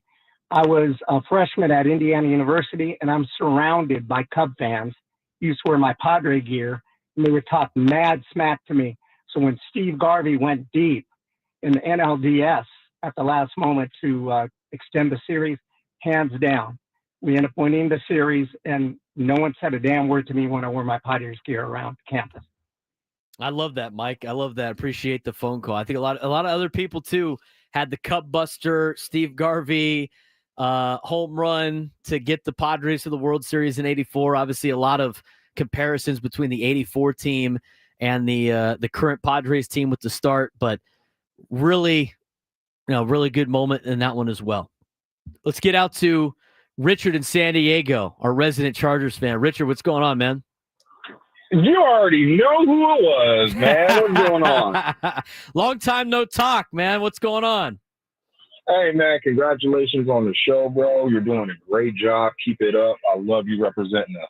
Thank you very much. I appreciate that. What moment do you got for me? First of all, I know you already know it's going to be a Charger moment. So. Of course. Come on, man. Dennis Gibson, man, at like the 4-yard line, just completely ruining the Pittsburgh Steelers. Just hopes and dreams of going to the Super Bowl. They already had the Steelers in the Super Bowl. 49ers Steelers Super Bowl. And Gibson was like, nah, hold up. Nope. And I remember as a kid thinking it was Junior Seau for like 2 years. It was actually Gibson.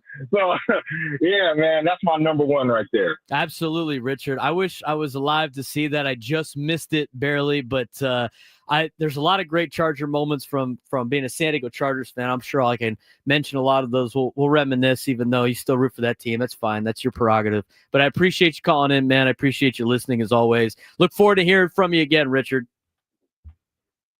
That's Richard in San Diego, one of our resident Charger fans, diehard San Diego guy. Nobody's brought it up, but we have had a couple of no-hitters in Padres history now, too. Dylan Cease last year. I don't know if that will be the top ever, but I think it's honorable mention. Dylan Cease getting a no-no. Here's the 1-0. Abrams swings, lines it into right field. Johnson coming on. He's got it, and the ball game is over. Dylan Cease has no hit the Washington Nationals. On a rainy Thursday in D.C., the Padres will celebrate. They have mobbed Cease on the infield, and the Pods sweep the Nats with a 3-0 victory. Obviously very impressive. The second no-hitter in San Diego Padres history. But what about the kid from Grossmont High School pitching for his hometown club to get the first ever no-hitter in San Diego Padres history. Nobody's brought that one up yet. Joe Musgrove in Texas in front of a limited fan base because it's the 2021 season after COVID, goes out and throws the first no-hitter in San Diego Padres history.